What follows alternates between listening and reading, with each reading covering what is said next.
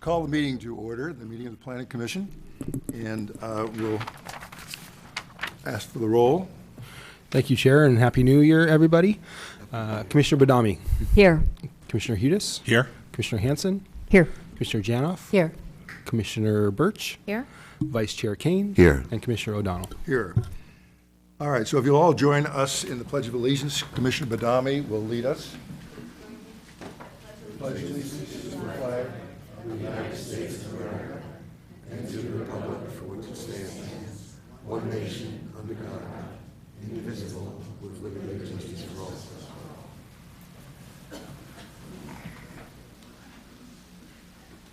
Before we get into the agenda as such, I'll just remind everybody that if anybody wants to speak, there are two ways to speak. One can speak on an agenda item, which looks like most of you are here for an agenda item.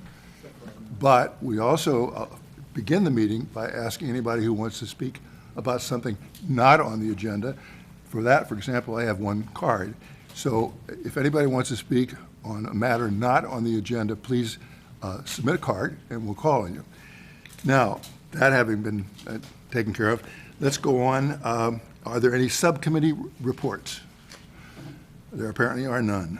And now we'll get into the verbal communications, which I just mentioned to you, and I have one card. Angelia Dorner.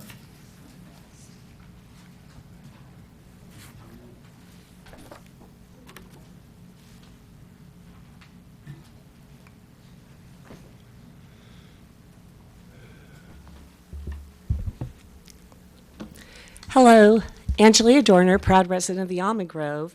I'm so looking forward to the new year, and I wanted to sincerely thank you for your service.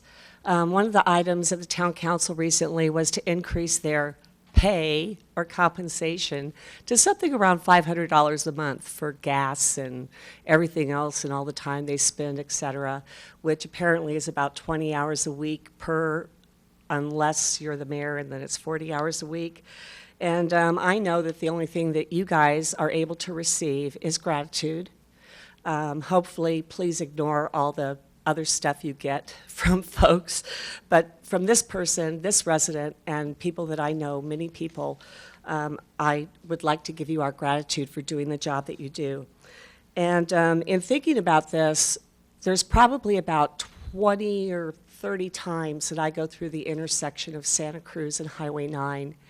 And thinking about gratitude, I wanted to be able to shout out a huge thank you to Dean and Darren of Double D's for preserving our hillside views and downtown Los Gatos character. They're using the same footprint after that horrible fire, the same footprint, the same roof line. Who knows what the inside's going to be? We all can't wait to see. But, you know, they really respected our downtown character, and I just really want to give them a great shout out for that. I also then look across the street and see the story poles that have been up for over a year, which I probably would imagine will be coming back pretty darn soon, hopefully with a brand new design. But those story poles are for the McCarthy Ranch project. And look at the orange and how much of the hills are covered up from just standing here to here. And that's our panorama. That is the opening to our gateway of downtown. That's what makes us different than all the other revitalized downtowns around. And I'm just really hoping that that we can, that they can talk to their neighbors a little bit more. That they can talk a little bit more to their neighbors and be sure that with this next plan that they bring in, that maybe they preserve a little bit more of those hillsides and that maybe they talk to a little bit more of their neighbors and hopefully respect and consider our downtown. And I once again just want to thank Double D's. And I'd love to have them talk to their neighbor about what helped make their decision. And hopefully someday we'll have a picture like this, a statue at that corner somewhere to depict the feeling of Los Gatos. All right, thank you very much, and Happy New Year to you, too. Okay, so that's I think the only item on that agenda. So the next thing we have is consent items, and that's only one, and that's the minutes, which are before you. So if there are any questions about the minutes or a motion, Commissioner Badami? I move to approve the consent item, which consists of the approval of minutes from December 13th of 2017. Is there a second? Commissioner Birch? All right. I will second. Any discussion? All those in favor, say aye. Aye. Passes unanimously. All right, so I think we can move on to item number 2, which is the Alberto Way matter. On the last meeting, we closed the meeting to public comment. We invited any written comment, and we have received some written comment. So what we're going to do this evening is have a discussion between the members of the Planning Commission on their thoughts, and I would assume at the end of those discussions, we'll have a motion. And first, I guess I should say, Commissioner Badami, because of her proximity to the project, is going to recuse herself and will come back for the next item. That is correct. My residence is located within 500 feet of the project application. I will Thank you. return. We'll see you hopefully soon. All right, so I will simply ask now for people, whoever wants to start with the comments. I would imagine we all have some comments. So who would like to, well, what we can do, if you don't mind, we can go down the line if you'd like. So I can start with Commissioner Hughes. Thank you. Knew I had a few comments. When did you not? I wanted to kind of remark on the information that I requested about the widening of Alberta Way. And this information was provided, but it did not, I was unclear. We never received a before and after diagram showing how much. We received some textual information, and in that information, it raised a concern that the widening, which was represented to be, I think, 3 feet approximately, eventually tapers back to the original property line. And the eventually looked to me, the way that the text description proceeded, that was referring to the entrance to Alberta Way, where I have the most concerns about safety. And and I know I expressed this in the very first hearing that we had on this subject, that we have a population that lives on Alberta Way that occasionally does avail themselves of the use of emergency services and vehicles, and that we also have a situation where we get gridlock on Highway 9. And as far as I can see, that gridlock situation was never studied as part of the traffic analysis. The dates on which the traffic was observed were not at the times when, at least as far as I can tell, and there were no words in the traffic exhibit about the gridlock traffic that's occurred there. And so my concern goes beyond convenience with regard to traffic. It goes to safety and the ability of an emergency vehicle to turn onto Alberta Way. And I did not find the information provided by the applicant entirely satisfying as to that point in terms of how much wider it would be and whether emergency vehicles would be able to make that kind of access. And so those concerns remain for me. Thank you. Moving down the line. I spent a lot of time over the last few weeks reading through all of our previous minutes and watching the tapes and whatnot. And so I kind of was trying to distill this down to, what the essential issues were. And it seemed like in terms of the comments that we've had made, the main issues relate to 4 areas at the moment: size, traffic, and some of these are interrelated. The geology or the garage, and then the views. And it kind of occurred to me that although we weren't, because we didn't approve the ANS in the original hearing decision in May, we didn't go through the EIR. But as I went back and read through the EIR, and basically the EIR has found that there are no impacts in most of these areas that can't be mitigated. And so then I was kind of left with there's also the issue of we have to think of it in terms of compliance with the general plan and also with our commercial design guidelines. So I'm not sure. I wonder about how the best way it is to go about looking at the EIR, because it has so much interrelationship with the rest of the project. Just for example, in terms of size, I kind of thought about it as like, well, everybody would like it to be smaller, of course, but there isn't any standard for size other than the lot coverage and the height of it. And then if you're worried about the size, what is the impact of size? And to me, it would be in terms of the views and of the traffic. And those are both covered in the EIR. And you can disagree with the methodology of the EIR, but I don't think that's our jurisdiction. So that's a question I had, is whether or not, my recollection when we've gone through EIRs before is that what we can really comment on is whether or not we think the mitigation is appropriate. So that's a question I have.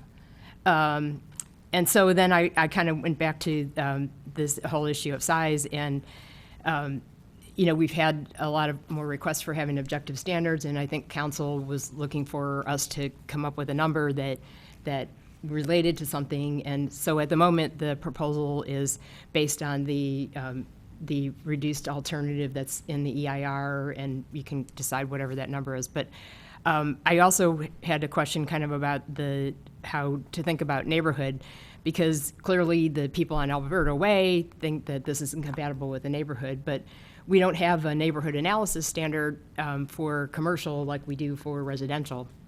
And so I wondered about the right way to think about that. And I know in the past, we, for example, had the hearings on the office building in Winchester, and even though that building is twice as big as the next commercial building down the street, it didn't factor into the ultimate decision by council in terms of whether or not to approve the project. So, and also during the council hearings on this particular project, the council didn't, in particular, they asked about the sizes of the buildings, commercial buildings that were in the neighborhood on Alberta Way and also across the street, but they didn't necessarily give direction that you need to reduce the size to the next biggest building in the neighborhood. So another question I kind of have is about how to think about the neighborhood, because there's the aspect of this being on a very small street, but it's also bordering a major highway. And according to the EIR, 40% of all the traffic that's going to go in and out of the facility is going to go on to 17. So from that perspective, it's in a different kind of neighborhood, and it's more related to downtown, even though it's on Alberta Way. So those are the issues that I have in my mind in terms of questions, and what we got to resolve is these 4 issues, and size, and the geology, and the views, and the traffic, and whether or not there's anything else we can do to make it more acceptable, or whether it's good enough right now. Let me say this. There may be some questions here that we would like to direct to staff, and we can certainly do that. On the other, and I think we will, but there's also, the flow at the moment is pretty good. It's moving along, which you should not assume means that we're not going to come back to you and you won't have an opportunity to direct questions to staff, because you will. So I just want to make that clear, because I've heard some questions from both of you, and so we're not ignoring those. So, Commissioner Janoff. Yeah, I think the main concerns for me boil down to essentially the same as my fellow commissioners so far. But this is what I would call an overly constrained problem. We've got the neighborhood on one side requesting a smaller footprint and not a two-story subterranean garage. We've got the developer requesting just the opposite. And it seems to me that that's the real crux of the issue, because if you did reduce the size of the building, then you would reduce the amount of traffic that comes in. It may not be to the level that the residents would prefer, but it also seems clear that the town council has accepted the traffic study and is satisfied that there won't be a significant impact.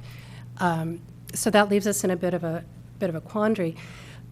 I think one of the issues, well, one of the speakers last meeting indicated that they would be amenable to a larger footprint above ground if we could make some other changes. So can you reduce the subterranean footprint, or could you create a larger footprint above ground and reduce the height of the building somewhat?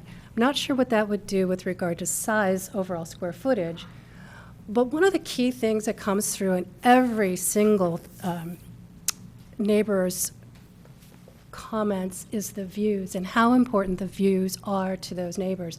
My guess, and I could be wrong, my guess is that the neighbors would be willing to accept the subterranean two-story garage, and I'm putting ideas in your heads that I know you've objected to, if the footprint could reflect a reduced height so that the views of the neighborhood could be preserved. So my sense is there's a bit of intractability on both sides, and I think in order for us to get to a decision, a little bit has to give somewhere. So those would be the two areas that I'd like to see discussion around. All right, thank you. Commissioner Birch? Not to repeat anything that my fellow commissioners said, I do know that we've been tasked by council to be more factual and objective in the items that we're discussing. And I know that there's a few issues that came up last time as far as, that have been continued concern.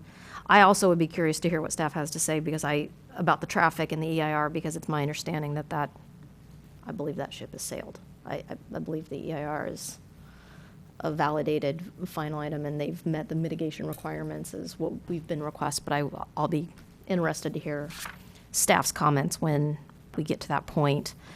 As far as the parking garage, I'm actually less concerned about the levels of parking garage. We've been attempting to encourage this for a very long time, to keep cars off ground level, and having a background in it, I understand the water displacement. So I actually am appreciative of the fact of keeping cars off the street. There's enough parking already on the street.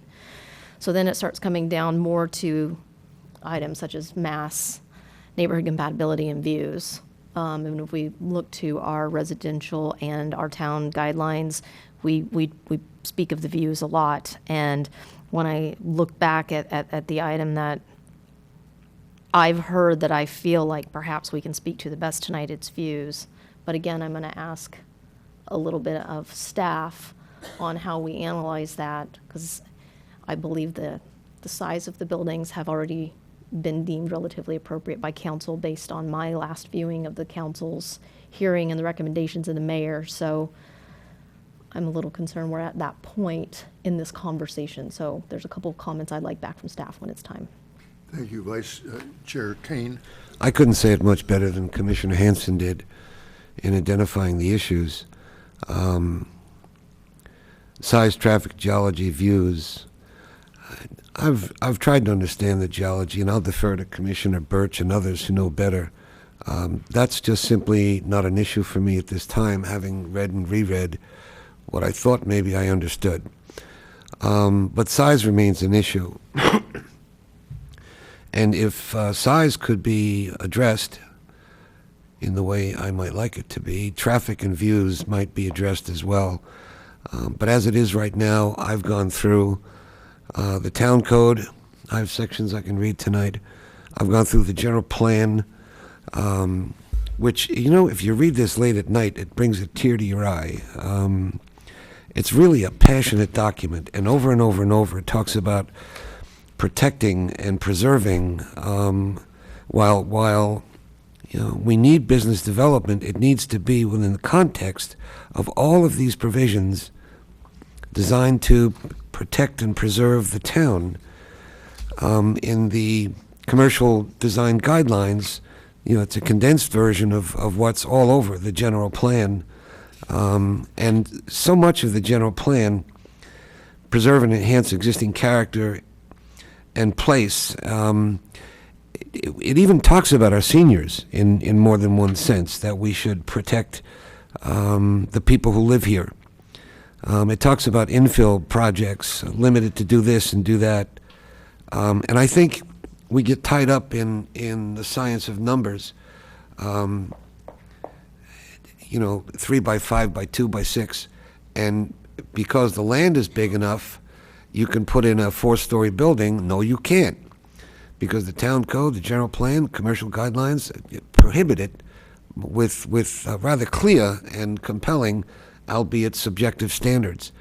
When you've got subjective standards,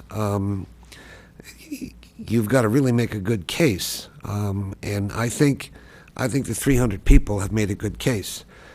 I'm not saying it's not in compliance with these things. 300 people have written us impassioned letters over and over to preserve their quality of life. My view of the environmental impact report is that it is not sine qua non. It's a go, no-go. So the environmental impact report, if accepted, simply says nothing it's doing can be mitigated. It doesn't say it gets approval. I asked at our last meeting to, again quoting Denzel Washington, talk to me like I'm a 6-year-old and explain to me what a Class A building is and why is there such a fuss. The applicant, or the appellant, sent me a letter, or sent Jennifer on her letter, copy me, and it quotes an authority they refer to as 42. And it says Class A office definition by 42 floors. So I guess they're an authority on defining such things. I want to read just a part of it. Class A buildings are coveted, highly sought spaces of significant size, usually in a central location. In a central business district, this could mean 250,000 square feet or more. In a suburban location, or smaller metropolitan area, a 50,000 square foot building might qualify. All right, I got a definition now. So I then look at the 72,000 as maybe a case is being made for fiscal necessity, and the profitability of a project is not my department. I don't think. I'll stand corrected. But whether or not it makes money, and do we sell the project because it makes money and give up all of these words on protecting and preserving and people that are concerned? I can't do that. I need to know that in here there's something that says they can't come down below 72,000. And the document they've given me said in a suburban or smaller location, a 50,000 square foot building might qualify. That's their letter, not mine. Mr. Thaden, Mr. Riley, experts both state that more than 95% of Class A office space provides larger floor plates ranging from 35 to 40,000 square feet. That's 95%. Cynically, I look at that and say the other 5% in small suburban locations, that would kind of tend to make sense. I'm telling you what my issues are, and I'm telling you that I've read and reread the letters from let's call them the 300 Spartans. And they can't be ignored. They're very difficult to ignore. I have no life. I watched the town council meeting, the one that we're referring to, what was that, December 13th or something, and I watched the end of it twice. A motion was made with 4 points on it: square footage, trees, something else, and it failed. Another motion was made on square footage, trees, and something else, and it failed. A third motion was made to say that the appeal was being granted specific to new information and send it back to the town council. And in our meeting, last time we discussed this, that was interpreted to mean, I believe I'm correct, as de novo. So we take this from scratch. And in taking this from scratch, I look at the 92,000 to the 86,000 to the 72,000, 74,000, and I feel, golly gee, maybe there's some more room to go here. And I did question why the offer of 72,260 coincidentally matched the exact number in the draft EIR. I didn't get a very good answer to that, so I feel it's an odd coincidence, and maybe we have some room to go, and maybe if we work on that size, we can get an issue that deals with traffic and views and the safety and the virtual panic from the 300 people who live here. I got a letter articulating that there's the development on Highway 9 and there's development in the back. And these 300 people are caught in between those, and they're both growing. And that's just simply undeniable. I got to find a way around that. Thank you for the time. Thank you. When we look at this, my comment, I guess, is this. We have to decide the architecture and site application, the conditional use permit, and the environmental impact report. So the environmental impact report, if I read this correctly, has not been approved or adopted, but we would do that. So if you find something fundamentally wrong with the EIR, you just wouldn't approve the EIR. I find nothing fundamentally wrong with the EIR. We've all sat on this before, and I know in a perfect world we would make a substantial reduction in this. Having observed what the council seems to want, I find myself with two choices here. One can simply strike out and come up with a number that they're personally comfortable with, or one can say, if we assume that, as the council has said, the number used in the EIR, even though it is just a number, but I read the council to use that number as a good number. If one assumes that the council thinks that is a good number, what is it we can do?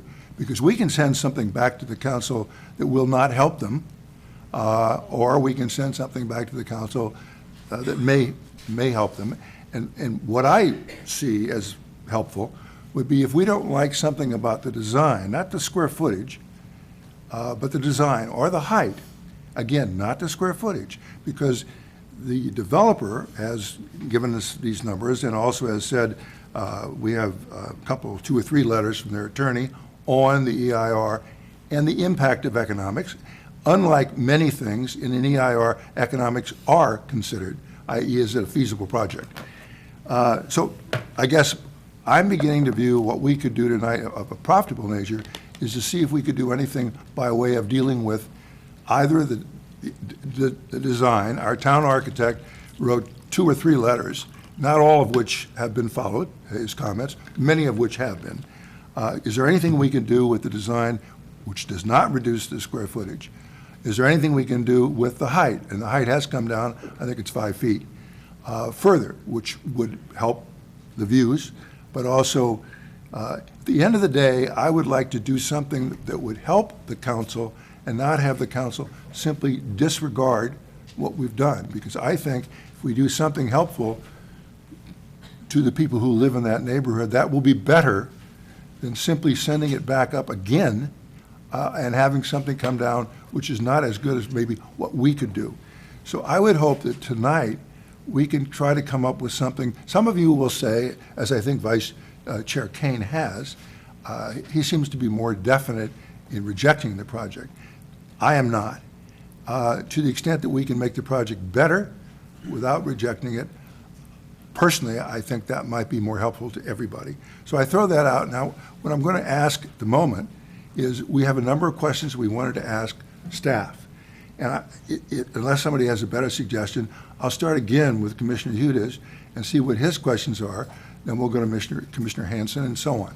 So, Commissioner Hudes? Yeah, I had really 2 questions of staff. One gets to Vice Chair Kane's comment about considering this as a de novo application. And I've given some thought to this, and I wanted to understand from the attorney's perspective and from staff's perspective this process a little bit better. So, you know, we denied this. It was appealed. It went to council. Council was presented with new information and remanded it back to us. And in doing so, they deliberated, and they asked that their deliberation be part of the record. So is it my understanding that we should consider those deliberations that were not necessarily part of the formal motion, but were part of the discussion in terms of the parameters that we have in looking at the project? That's a question for staff. I saw his hand up, so I didn't know if Well, I you... think the question is directed to Yes. you and anybody in staff that wants to join in. So it's a combination of both. You're absolutely correct that the councils gave direction and told you to review the deliberations that they have, and that's been provided to you to look at. And so you're supposed to take that into consideration as you move through this, just as the entire record is even the previous hearings are part of this record. You've heard already testimony about it going from 90 to 80 and now down to 70. So that's all part of your thought process as you deliberate. But you're not in the sense that, as Commissioner Kane says, this is de novo, and that your hands are not tied to decide how you want to rule on this project. The council didn't say to send it back and make sure you approve it. But they did say to take into consideration their deliberations. It's the same as if the Supreme Court of the United States says, or the California Supreme Court sometimes remands it back to the trial court to redo its ruling and take into consideration the ruling that they've made, when you now use that as evidence to decide how you want to. Right. And we're not an appellate court for the council. In other words, No. if, you know, It's a remand. They're the appellate the court. other way around. And so, and I think it's also fair to the community, the community at large, for us to respect the process and to take into account. Now, the council was not unanimous, but there were points that the council seemed to converge on. And so I reviewed both of the council meetings to try to understand what some of those points were. And, you know, some of them had to do with a significant reduction in size. I think it had been proposed 4,000, but I think we're seeing something more in the line of 8,400. And we're seeing some other things in reaction to that guidance that, to me, I need to think about where the council was in their deliberations as part of what we're doing, you know, in the process. So I just wanted to make sure that was okay to do that, and it made sense to do that. I had a second question that's specific to the width of Alberta Way, and my opening comment about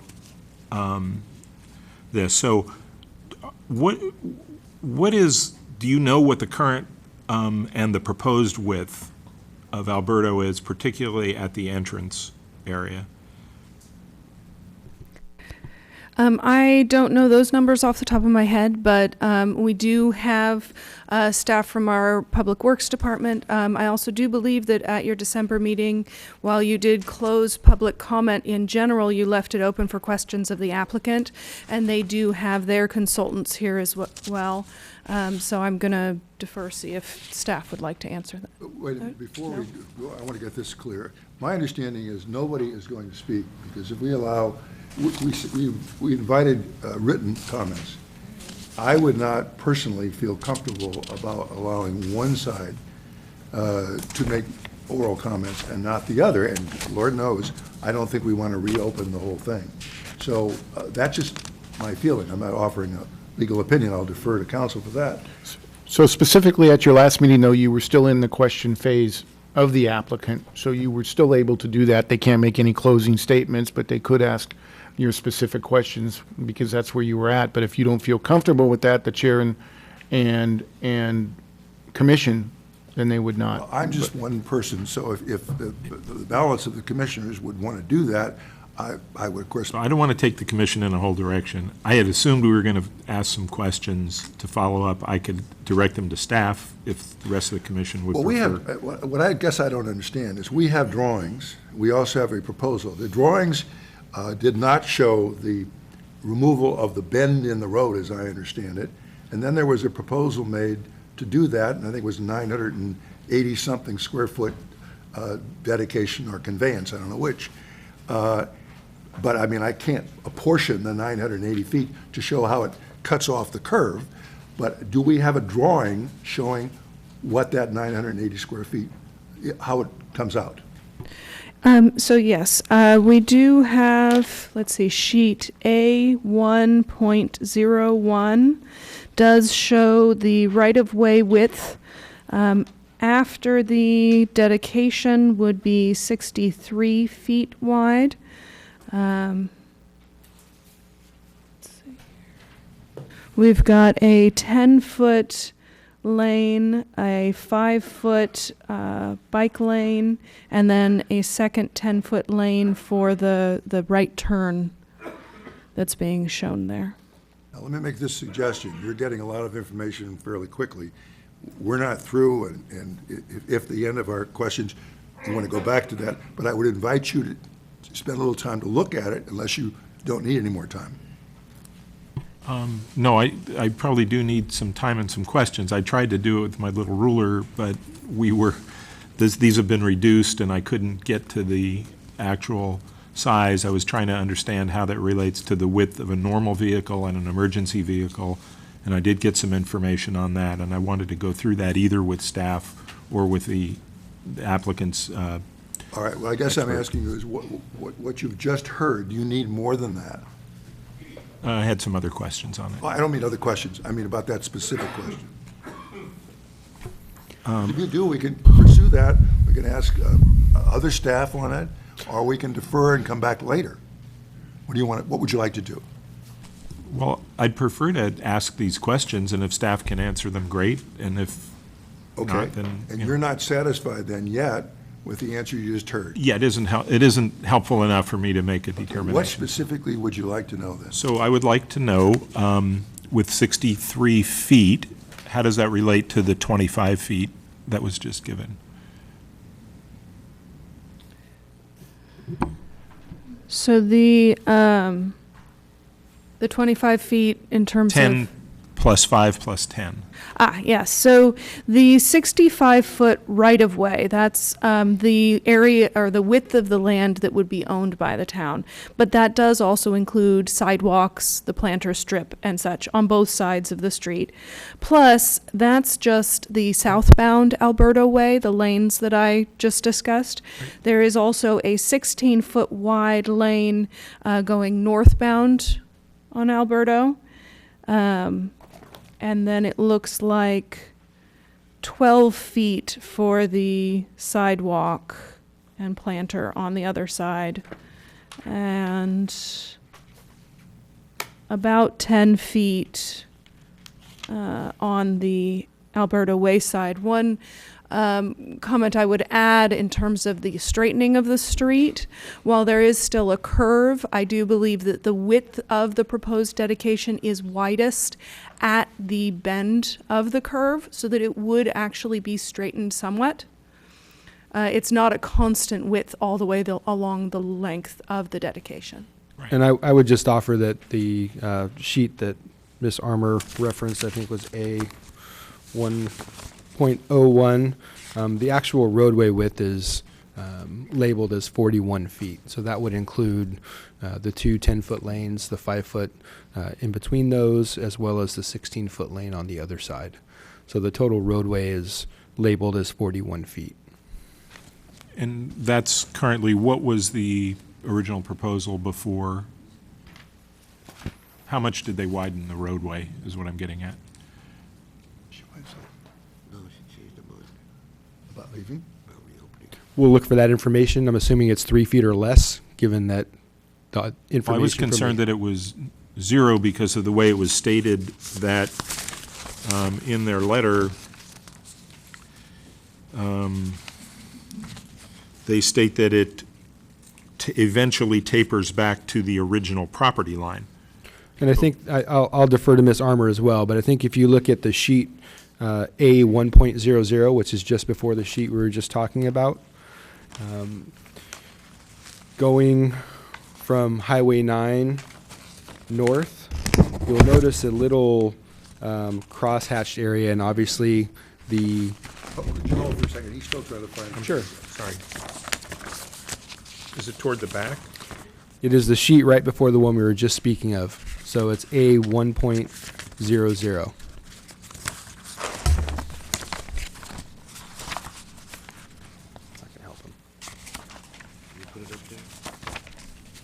And so Ms. Armour will try to pull that sheet out and put that up on the overhead.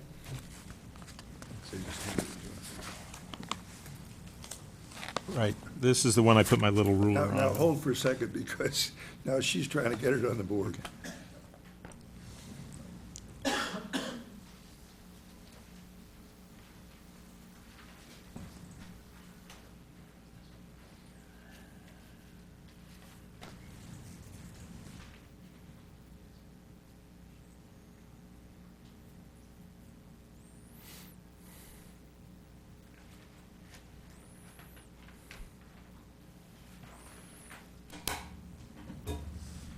So it looks like it is the fifth sheet in the plan set.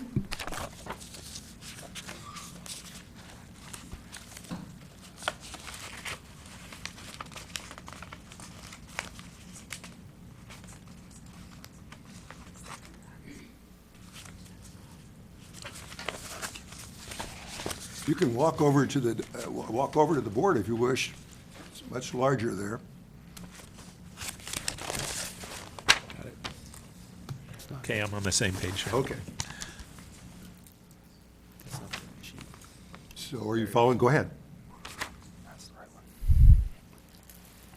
So Ms. Armour, if you could grab the handheld mic and you can point that area out.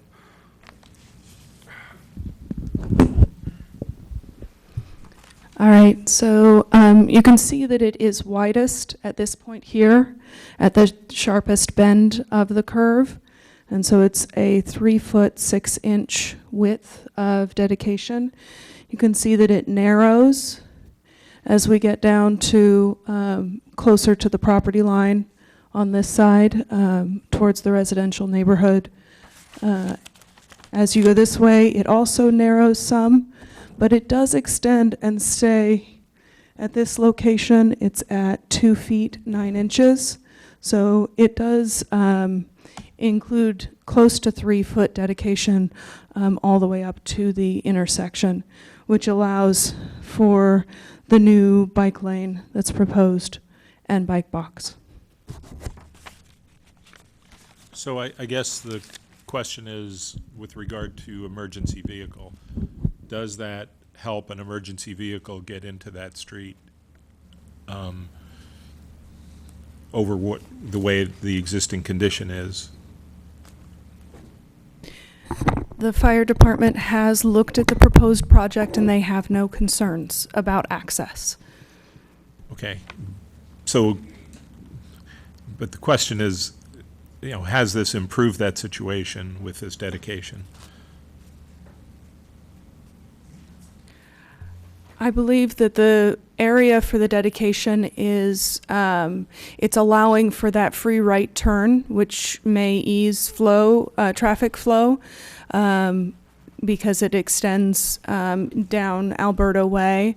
It also does have the bike lane, but the width of all of the lanes are sufficient for standard vehicles and emergency vehicle access. Okay, thank you. Okay, again, may we move on, and you can come back if you have further questions. Okay, Commissioner Hanson? Okay, I had a few questions. The question I asked when I was speaking about comments about the project, and I think just for the benefit of everyone in the audience as well, the criteria that we're supposed to use for reviewing an EIR. I'm actually going to defer to the environmental consultant and let him speak to that. Could I hold 1 second? I don't know whether that's a legal question or a factual question, because if it's a legal question, I think we should defer to the lawyer. I was thinking it was more of a legal question. That's what I'm yeah, thinking, Yeah, too. like what? And hopefully you know better What as a lawyer. discretion? Let me ask a more specific question. What discretion does the Planning Commission have in reviewing an EIR? I'm not sure I even understand the question. What do you mean, what is your discretion? You either can approve the EIR or deny the EIR. Let me step back a little bit and explain again, I think we've gone through these steps, what the EIR, it's really just a document to provide you with knowledge. It's a informational document to show you what the impacts are and what the, if there are significant impacts, then how they can be mitigated. This CEQA document says that all the impacts can be mitigated to less than significant. So you have to weigh the evidence to determine whether there's any evidence that's substantial that brings that into question. And then potentially you could base your denial on that if you make the findings. A couple other things I would point out, though. Environmental impacts are not because of community angst, because they're upset about the project. It's not because property values might be get down. It can't be done by quality of life. And then the other part of that is you have to look at the significant impacts caused by the project. Because there's gridlock out there now and there might not be emergency access available, doesn't mean you can deny the project. You have to look at what the impacts are from the actual project, and that's what the EIR document does. Okay, so just a related question to that. So supposing that that we thought there was a better mitigation for the solution, that could be a reason to recommend a different mitigation? Yes, yes, you could attach additional conditions, and I think you've kind of done that in the staff report to show, based on some of the evidence that has been brought, there's additional mitigation measures that need to be put in to address any impacts. That's Okay. absolutely. So then this is the second question on the EIRs for staff then. So in reading through the section on the aesthetics, and I think the majority of the commissioners mentioned this stuff on view. So if you read the EIR, they basically say, I'm going to summarize what they said, but it's along the lines of the views on Alberta Way right now are obstructed without the project. They're obstructed by trees. They're, at least partially, they're obstructed by trees. They're obstructed by the 35-foot tall 3 buildings that are there now. And so their conclusion was that because our code allows up to a 35-foot building, that while there will be partial blockages of some parts of the view, that it's already blocked, and so therefore it's not significant. So I guess where I'm at in this thing is back to approving the EIR or not. If we agree that the EIR has no impacts, can we? What grounds do we have to say we need to change the view? I mean, we have the general plan and the commercial design guidelines. I understand that, but it doesn't that create a conflict? I think you actually hit it exactly. You do have those other documents. The environmental impact report is based on the regulations in CEQA, the California Environmental Quality Act. And so those are the regulations that are put in place by the state.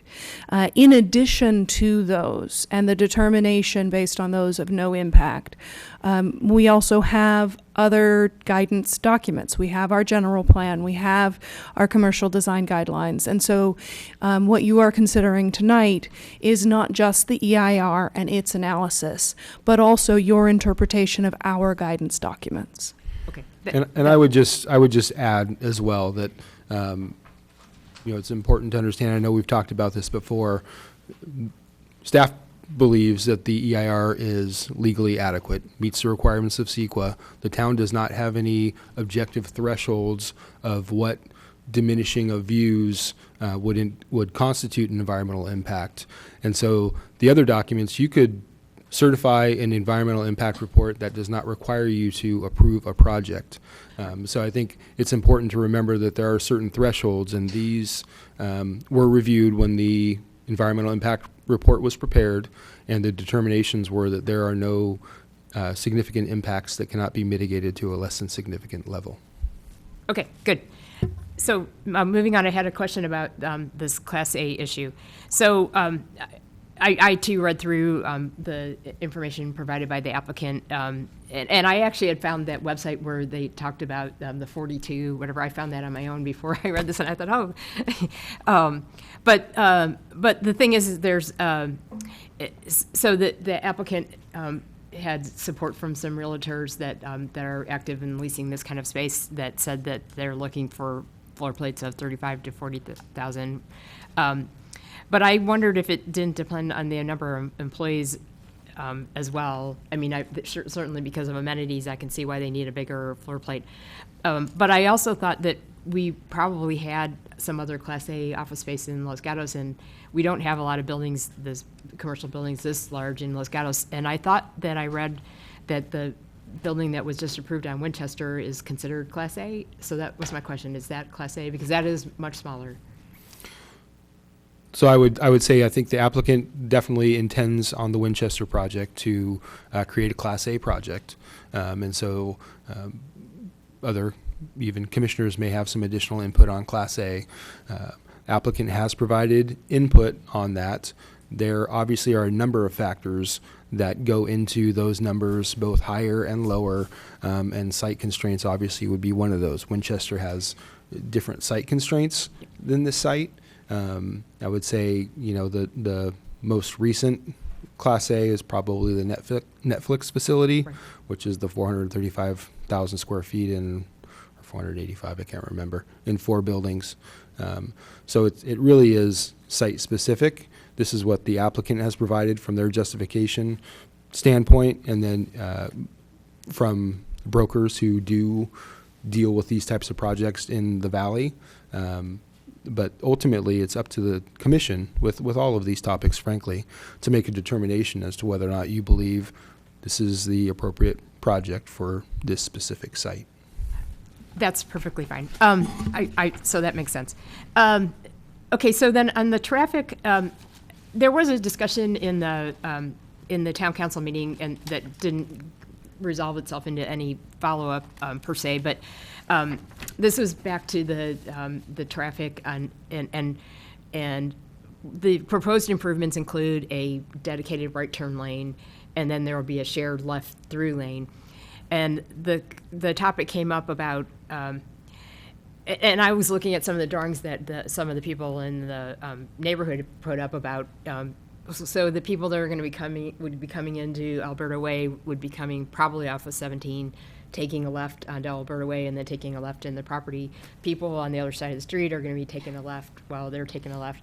And so I thought in the morning, I wondered if it wouldn't, even though the traffic impact analysis didn't flag it as a safety issue, if it wouldn't be safer to have a dedicated left turn lane. And I thought I remembered our Parks and Public Works staff saying that more parking spots would have to be given up, but I don't remember exactly what. So I was just curious about that. That even though the traffic impact analysis didn't flag that as a safety issue, would it in fact be safer if we had a dedicated turn lane in the middle? And then what would it take to make that happen, given the width of the street now? And a bit of clarification. When you're talking about a left turn lane, you're meaning a left turn lane going into the project? No, or left turn at the intersection with Highway 9?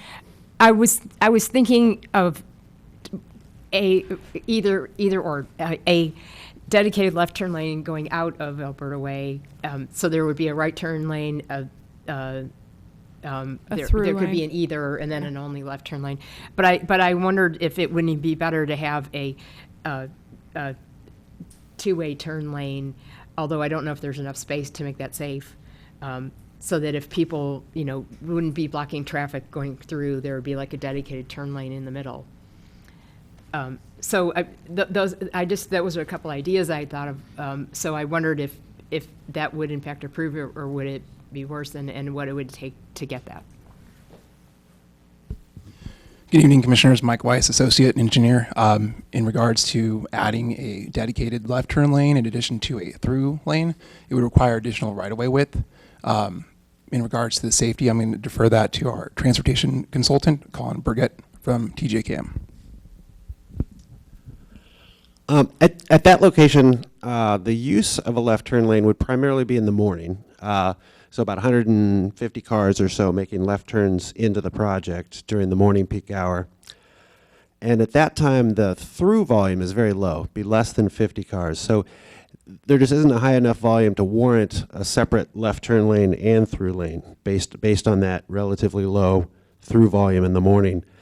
And in the afternoon, the left turn volume may be pretty low, maybe only about 30 cars making a left turn into the project. And so at that time, the left turn volume in the afternoon would be too low to warrant a left turn lane. And from a safety perspective, overall, the volumes are relatively low. And since most of the morning cars are making a left turn, it wouldn't be a situation that sometimes occurs on other streets where the majority of traffic is through traffic and they're surprised by a left turn. And so what you're saying is like, and it would really only be the issue in the morning, and in the afternoon, the majority of the people coming out of the project are going to be turning right onto Highway 9 and getting on 17 or going elsewhere. Right. So it wouldn't be an issue. And then in the morning, you're not going to have a lot of traffic going the other way. Exactly. Okay. And okay, good. That helps a lot. All right.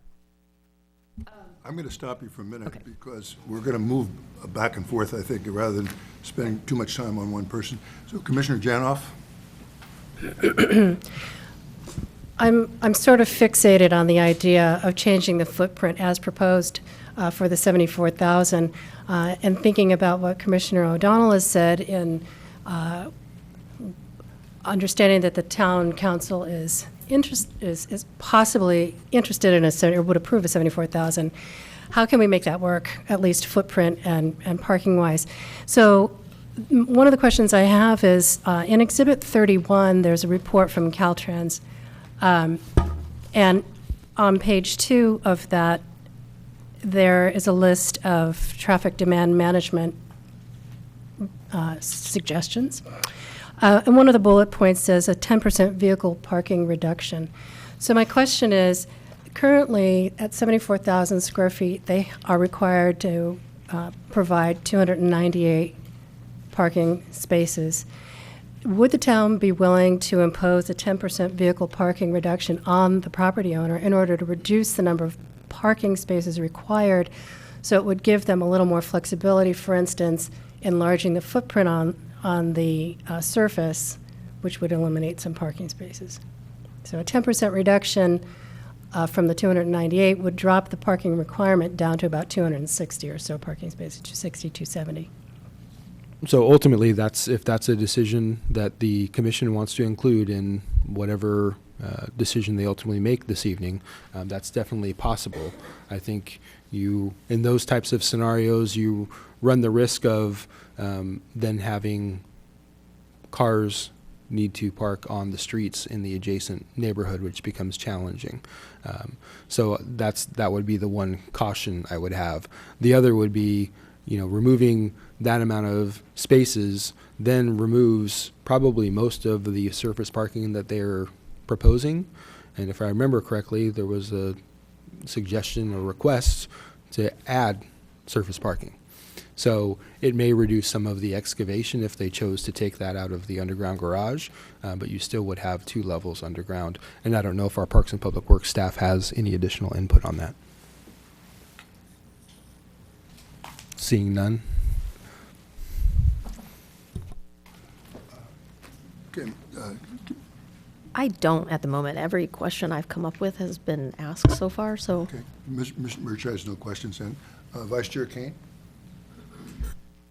As I said earlier, I watched the town council deliberations twice last night, and I started writing without using any names, unless you've watched it. That there was concessions at town council and not at the planning commission regarding new information, essentially that this was de novo. It was mentioned to incorporate the town council guidance. There was disagreement with that because there was disagreement with the motion that had failed twice. Somebody said 4,000 feet. Somebody said no, not just 4,000 feet reduction, at least. Somebody said 74,000. Somebody said no, not an arbitrary number. The maker of the motion said there's no specifics in my motion. Reduce, leave open the specifics. New motion, town council, planning commission should use all information available. And the mayor said, focus on objective criteria. Give us, not what shall be the numbers. And I mentioned earlier that one of the town council people said it went from 92,000 to 87,000 to 74,000, and it was said that when we got the planning commission, maybe then we'd get their best shot. And I'd like to try and make a best shot, and I've made a case for the Class A from 42 as being 50,000. There was another number here at 55,000. I want to go back and reiterate, when the EIR talked about, the draft EIR talked about 74,000, it said that such a reduction would then likely allow for one underground garage. And I'm thinking that certainly in the neighborhood of 55,000, we'd be looking at the likelihood of one underground garage, which alleviates a lot of people's concerns, could alleviate traffic, could alleviate views, could alleviate size. So I don't know how we get there, Mr. Chairman, but we've got the room and we've got a green light to make an offer or to make a motion in the 50s to see if we can get a 55 Class A, which is what 42 says clearly is possible, and get a one-level garage. And in that way, look for a compromise to address the concerns of the neighborhood. There will be increased traffic, there will be reduced views, there will be this, there will be that. But it'd be better than what we have right now if we can get a smaller number. You can't compromise with somebody who isn't present, and we've closed the public comment, so there will be no compromise unless you say, we've made a compromise, we've told you what you're going to do, but that's probably not a compromise.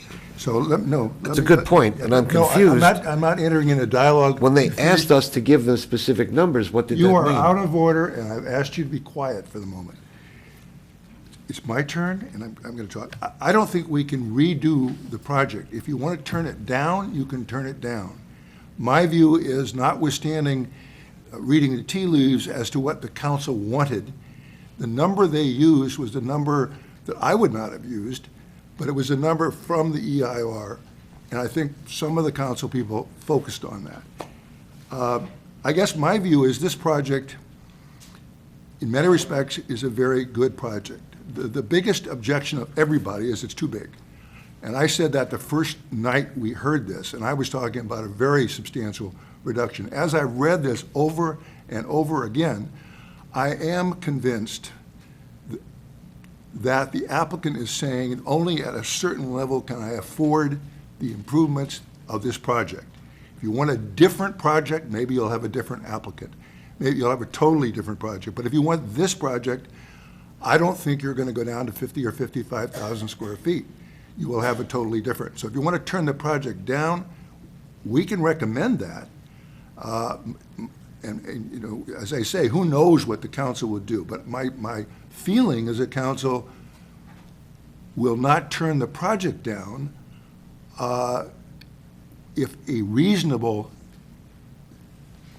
steps are taken. The only thing I can see as giving us a better assurance of helping anyone on this project, and I have not heard a word of it yet, is there anything we can do with either the height or the design without affecting in any substantial way the square footage? Because the applicant is saying, basically, I need something like this square footage. And if we do that, then I can afford these other things. We have not pursued, nor have we had a suggestion tonight, is there anything else that could be done and leave the square footage alone? Everybody may disagree with that, but at the end of the day, I think that would be more helpful to the council, and if it's more helpful to the council, it will be more helpful to everybody sitting here, because it's not going to be helpful to the neighbors to find out that a 74,000 square foot project has been approved as proposed without any input from us as to how we might make that project better. So Commissioner Janoff has her hand. Maybe she can help me there. I have some ideas, Commissioner. I just wanted to go back to Commissioner Kane's question. If I back calculate the amount of square footage that would be possible given a single-story underground garage plus above-ground parking, I'm just using the structure that they have currently proposed. It's 137, I believe, on the first floor of the underground, plus 32 surface spaces, so that's 169. If you calculate, if you divide the 74 by the number of parking spaces they're proposing, which is according to the town requirement, it gives you a certain number. You multiply that number by the 169, the largest building they could create with the current single-story subterranean garage and the above-ground 32 spaces is about 45,000 square feet. So it's small. And I'm guessing that might be unacceptably small to the developer. Maybe great for the neighbors, but that's what I'm calculating. So again, the question is, how can we make this work? Now, in the first proposal that the applicant or that the developer proposed, there were two buildings. They were approximately 45,000 square foot each, which means they had floor plates of less than 25,000 square feet. So the attractiveness of a 25,000 square foot plate was good then, and I'm assuming it's still good now. You've got Class A buildings all over town, all over the county, all over the state, where tenants are leasing anywhere from the entire floor to a couple thousand square feet. So the size of the plate per se isn't a Class A requirement. It's desirable perhaps from a building standpoint or development standpoint because you can make more space and create more money downstream. But it's the amenities. It's are you providing an in-house dry cleaner, a gym for the employees, a cafe for people coming through?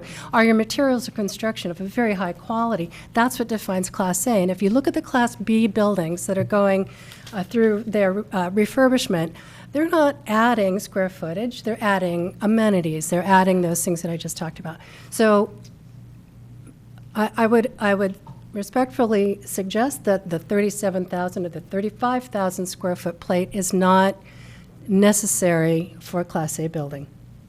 Having said that, I think that there's no doubt in my mind that you can create a 63,000 square foot building to a 74,000 square foot building with a combination of two-story and single-story construction.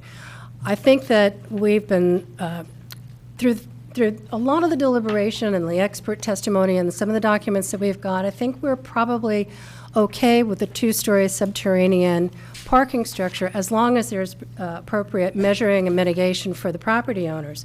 So let's allow that there may be a two-story parking garage below in order to reduce the footprint, not reduce the footprint, perhaps increase the footprint up top, but reduce the height. So for instance, if you go back to your original proposal, if the builder goes back to the original proposal, there was a two-story building that came closer to Alberta Way and a two-story building that was a little bit smaller back roughly where the second half of the current proposal is. If the developer increased the size of that, let's just, if you increase the size of the left-hand portion of the building out to the original story pole lines and went up. So you've got a big building there. It's not particularly attractive. The entire architecture right now is not particularly attractive. However, the views that the neighbors are asking to be preserved are generally the views that are along the Highway 17 side of the property. So if you allow for a larger two-story building on the Highway 9 side and a one-story construction, could be a nice tall 15-foot interior construction. It could be tall, but it would still give you the views that the neighbors are requesting. Moreover, if the developer was willing to consider that, you could put some of the amenities toward the front of that new two-story building, and some of the amenities that would include a dry cleaner, a cafe, or some other amenities that help the tenants of the building, but could also be available for residents, so the development isn't a complete waste or a complete loss to the neighbors. So my recommendation would be to consider increasing the surface. And the reason I ask about the 10% reduction is if you pull the building out further to the original story pole lines, you're going to lose about 10 parking spaces. So you could say, well, we'll reduce the requirement for so many parking spaces by 10 in order for this to happen. You'd still have some surface parking. You'd still have two-story parking down below. My point in all of this is that there's a way to create the square footage the the developer is asking for, and allow for views that the residents are asking for. And within the approximate 60 to 70,000 square feet that seems to be on the table. Let me see if I understand the questions. I want to make sure I'm understanding what you're saying. You're saying you're not necessarily against 74,000 square feet. The range you've talked about now is 60 to 74, I think, or 60 to 72. But you want to get a lower single-story building in part of the property so the neighbor's view would be protected, which would mean then that what I'll call the second building would be larger than it presently is. It would be the same height, but it would be wider.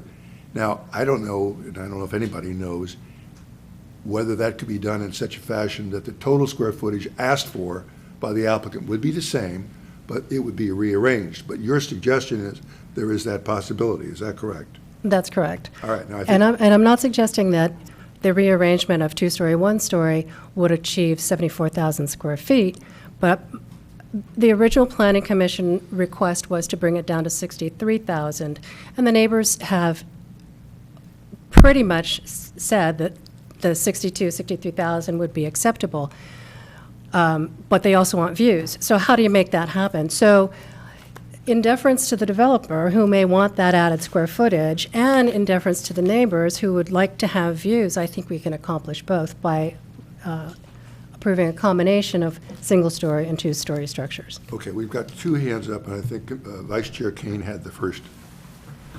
For the town attorney.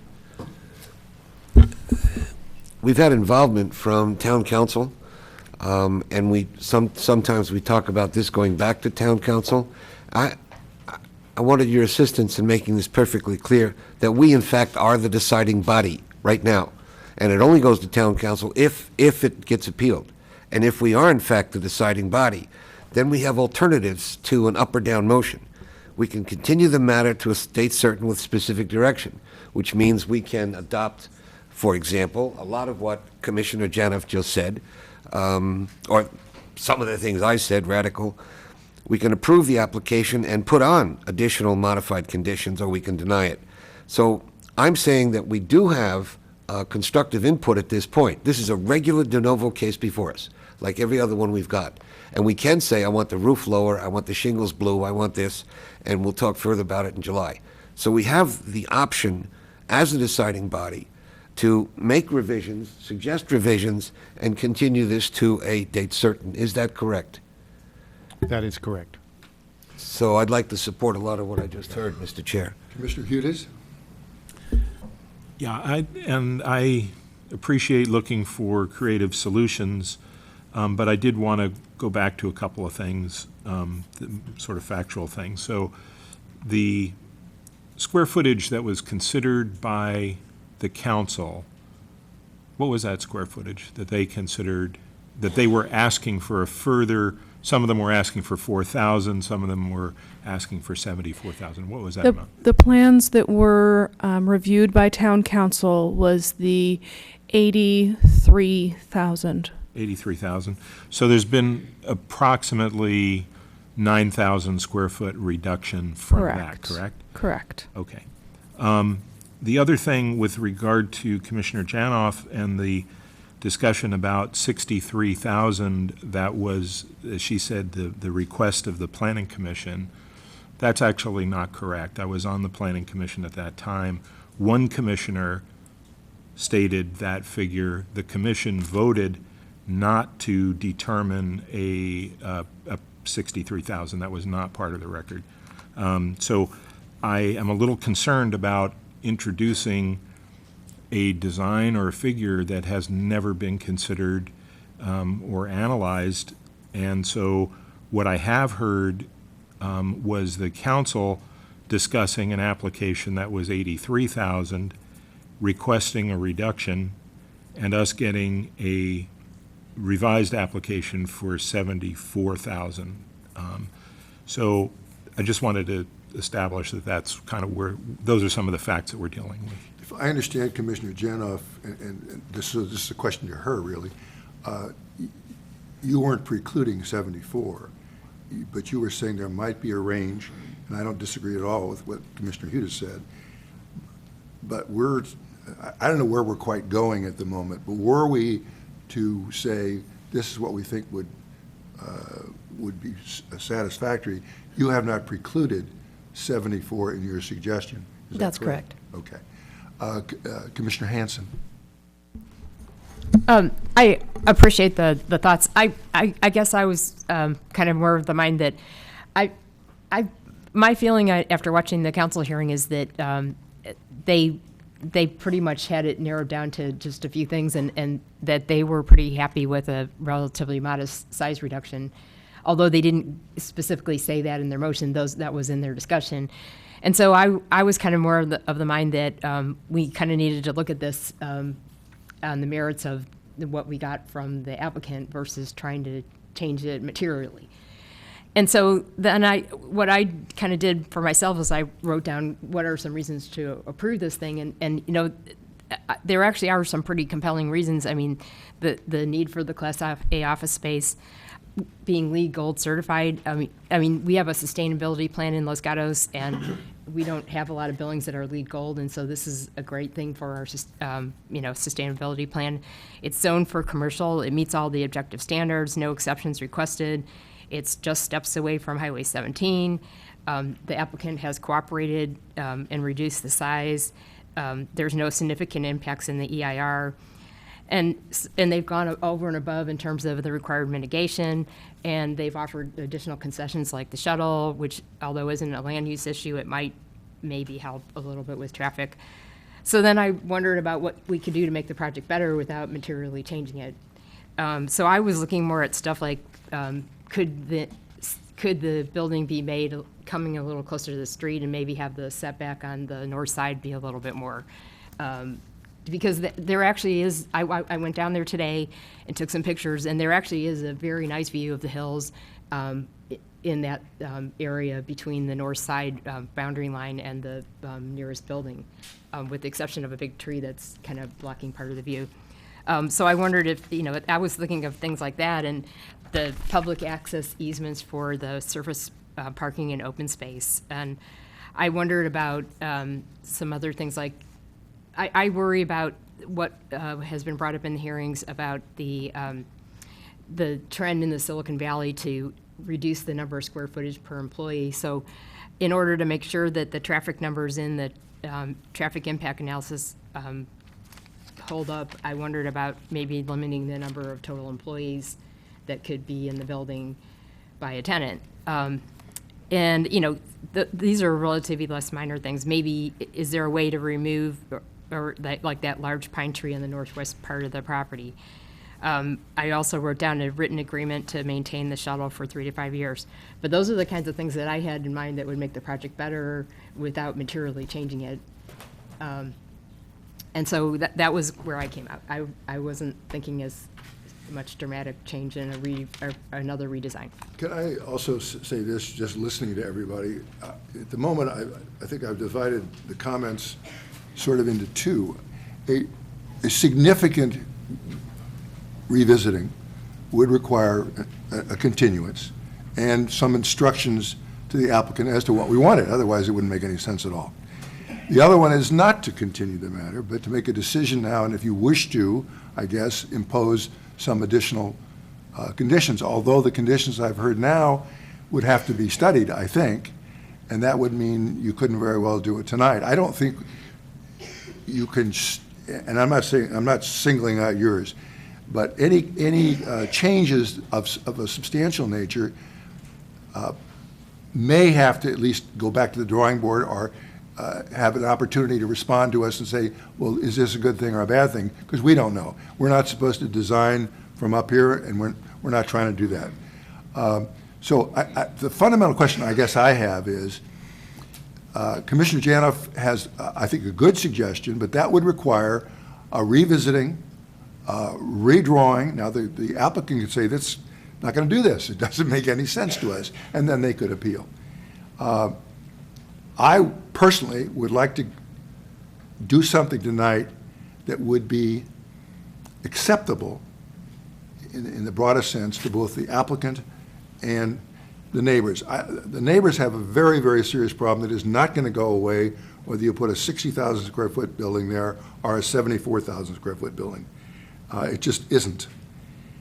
So I guess that being the case, the only thing I would like some direction from the Planning Commission on is something you want to decide tonight, or is it something you want to send back, in other words, continue the matter? I personally, if at all possible, would like to decide the matter tonight. I don't think Commissioner Janoff's suggestion fits that bill, although I like her suggestion, but I think to implement your suggestion, we could not make that decision tonight. Is that your understanding? Okay, so that having been said, I'll throw it back to all of you to hear from you. What do you want to do with this tonight? Commissioner Janoff. Since I'm causing issues, the residents are seriously unhappy right now. And the developers are essentially following the guidance that was provided by the town council. I think it's incumbent upon us to try to get it as right as we can. And if that takes a little bit more time in what has been a relatively time-consuming process, I think we owe it to the town to do that. I don't know how much additional work is required on the part of the developer to show even conceptually what a single-story, two-story combination might look like. But I do think it's a good step in the direction of helping to come to a reasonable compromise. So I would be willing to take one more meeting to do that. Okay, can I hear some of the other commissioners on, I think we have two choices in a broad sense. Commissioner Hudes. I think Commissioner Janoff's suggestions make sense in this situation. I'm very troubled about the concerns that the neighbors have with this project, and I'm concerned that we did not get extremely specific direction from the council. And so, given that, I think it would be good to do another round and take a look at the suggestions that have been made, including those suggestions by Commissioner Hanson that I think are maybe less drastic than complete building redesign. I heard something about exploring building location, which was probably the most significant one that was suggested. I heard understanding whether total employees could be limited, removing a pine tree, codifying the shuttle. And by the way, I think the step to put the shuttle in is very positive. I think it's something that not only helps with traffic, and we were all concerned about the numbers in the traffic impact report, I think it also provides community benefit and is something I wish other developers would consider as well. So I think that if we need to go another round on looking at how that gets codified, I think that's worth it. So, those are all things that make sense. I did read the information on what it would take to go to a single level parking, and although I'm the one that raised that in terms of wanting more information, and certainly the community raised that as an idea, I'm not convinced that it's possible to do that on this site for a variety of reasons that were stated. So I am not reopening that particular item, but the other items make sense to me. And again, along the lines of what Councilmember Jensen's original motion was, and that is to explore these items, to analyze them and come back having explored them, for the applicant to explore them with staff and to present some information back to us. Let me ask a question of staff. One thing you said that we might be able to get an answer. I have personally not heard of an employee limitation as opposed to a square footage limitation. So I would just direct the question to the three of you. Does anybody have an opinion on whether we could, given whatever the square footage is, could you say, but you may not have more than X employees? I see a head shaking violently no here, but you. So I'll add to the head shaking. So building occupancy is set by the building code. So we wouldn't be regulating the number of employees, it's occupants. And so that's not something that we would do. And so depending on how it's laid out, then they have to calculate the occupancy for that building, and it has to meet building and fire code. And so Well, part of the reason I asked the question is, I personally don't want to send it back with a bunch of somewhat ephemeral questions. I would not mind, I haven't made my own decision yet, but if we were to send it back with Commissioner Janoff's suggestions, which I think are concrete, I can understand them. I don't know what the answer is, because the applicant would have to look at it and say, this is doable, it isn't doable, and we can't tell them what's doable and what's not. But at least you can understand what Commissioner Janoff is saying. As to the other things, things like trees and stuff like that, I think we could condition an approval on some reasonable things like that. So I'm not against them, but I just wouldn't want to send it back with too many issues. I would like to be very clear if we were to send it back, so that the applicant would have an incentive to do it. Now, my understanding from the people who live in the neighborhood, they're not just concerned with the view, they're concerned with traffic, they're concerned with all kinds of things. The proposal of Commissioner Janoff, well, a good one, will only address, I think, the view. And it's not clear to me at all that that would satisfy a majority of the applicants, and of the neighbors.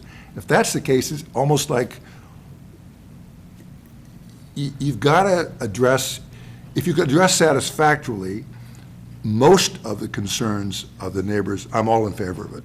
But this particular suggestion would only address the view, and I don't, my perception of what everybody out here has said, that wouldn't be enough.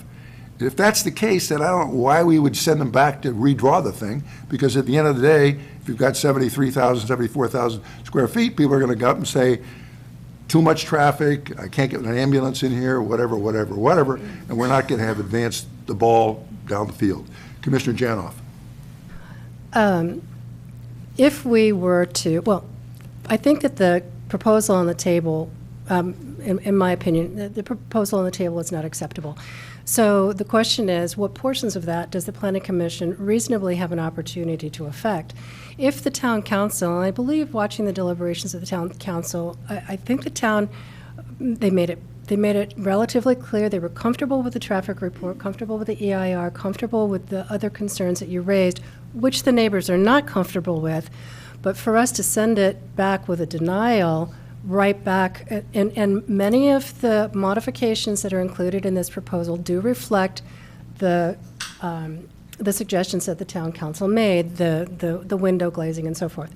So if we deny it based on what we have at present, I'm guessing it will be appealed, and the neighbors will have what we have on the table.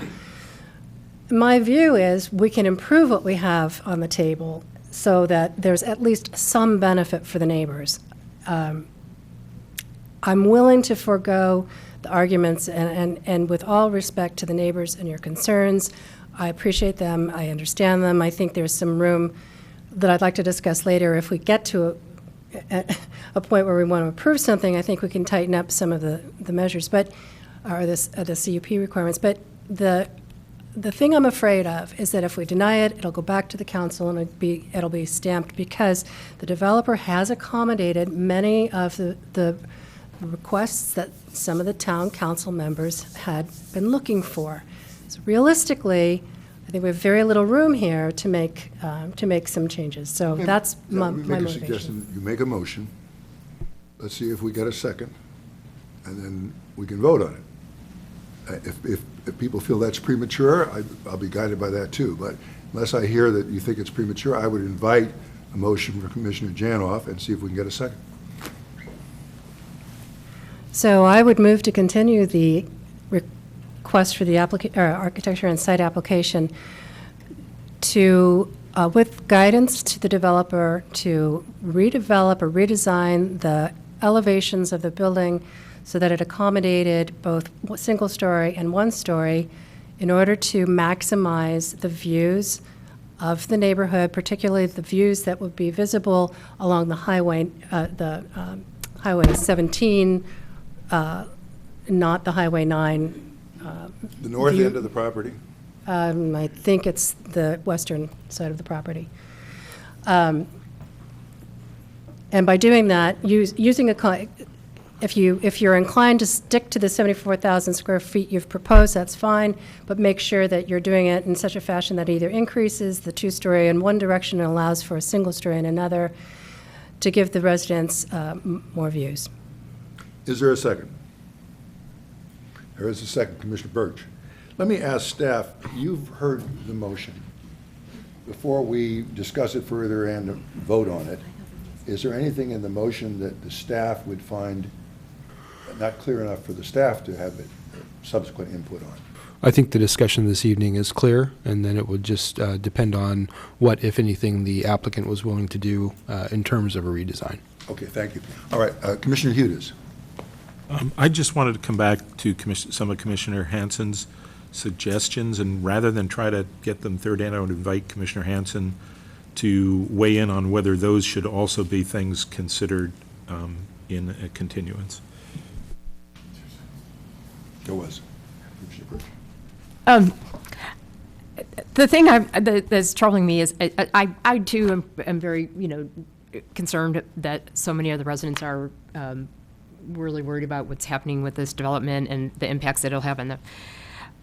And so I kind of did a lot of math over the last few days, and not to make light of the 60,000 number, but we have to come up with some objective sort of standard. And I looked at it in terms of traffic, and I'm like, well, it's pretty much a corresponding percentage, difference. And so if you take the thing down 20%, it's going to go down to like 416 instead of 489 daily trips, and the peak AM trips is going to go down to 80 instead of 104. It's still a lot more than they have now. And so I'm just not sure if that just fixing the view is going to really help, and then to put the applicant through a required redesign. I mean, maybe it ought to be more non-specific about what to do. But I don't know that we can be that non-specific. If I understood Commissioner Hudis correctly, you had, And so- independent of this, had some of your own concerns, and I think we were just trying to explore that. So I wanted to make that comment as a predecessor to say that I don't know if it makes sense for them to say move the north setback over if they're going to be required to do a redesign to bring the thing down. But if it's open about how they get the view better, then my suggestion would make sense. I don't understand, what was your suggestion? I missed it. I basically said, right now, the applicant had added another 30 feet to the north setback, so now it's 56, and I thought that the residents had talked about it being 80 feet. So I thought if it was 80 feet, that would take it a little bit beyond where the furthermost north building is right now. And right now, the view is actually pretty good, with the exception of that big pine tree I was talking about, when you look at that. And so all I'm saying is that if it has to be a redesign, or is there another way that they can improve the view?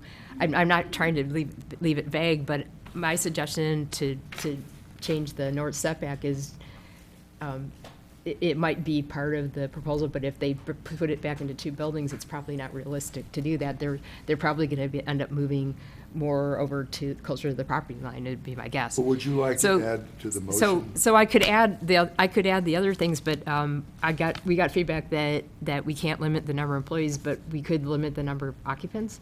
But it's based on the fire code anyway, so there's no need to put a condition in for that. Is there a chance that the fire code would allow? They were talking about as low as 75 square feet per employee, which would be 800 or 900 employees. Is there any chance that the fire code would allow that many employees in a building? That's possible. It just depends on the layout for the specific tenant. So that's handled when the tenant improvements for a specific tenant come through the building plan check process, and then the occupant load is has to be provided by the applicant and then is checked by staff to make sure it complies with the building and fire code. Okay. So then I don't think that it would make sense to add that. I did mention the written agreement to maintain the shuttle for 3 to 5 years. I think that is an outstanding thing that the developer has done. So I know they agreed to it in the terms and conditions, but yes.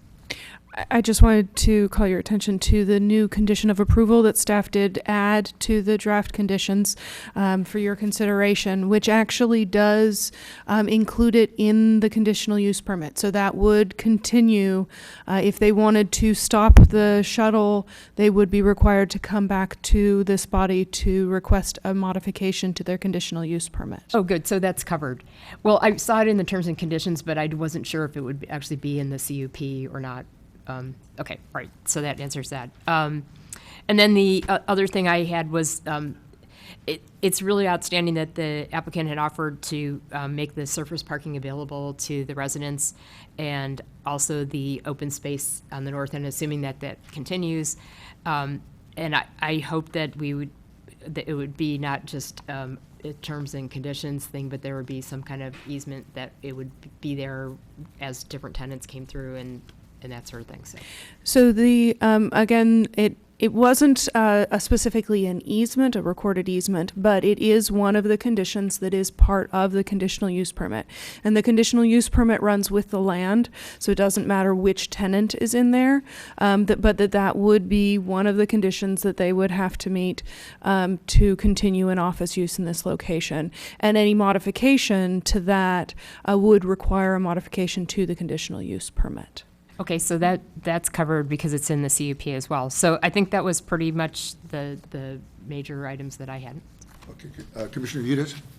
So I wanted to come back to the motion, and so my understanding is that we're not redesigning the building to be 1-story, 2-story, but we are giving direction, tell me if I got this right, for the applicant to evaluate or explore the possibility of improving the views by going to a 1-story, 2-story solution.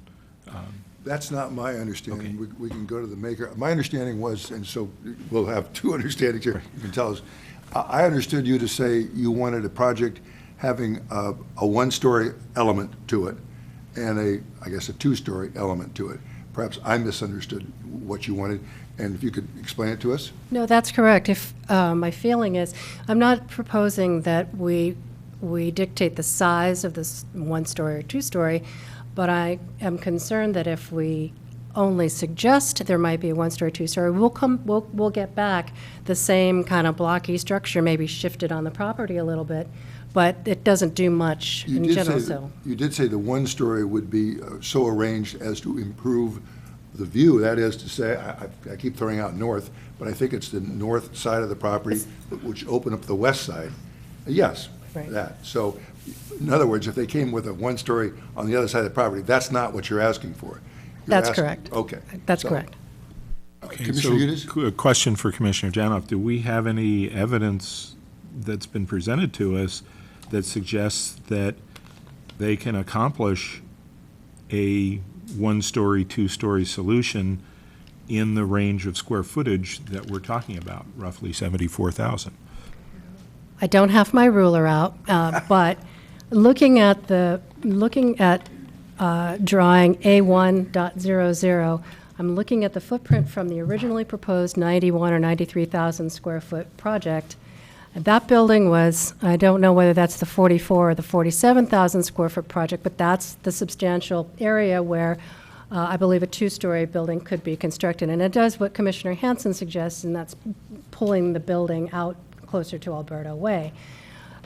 However much or little of what would now be the top part of the L becomes 1-story or remains 2-story would be a question for the developer.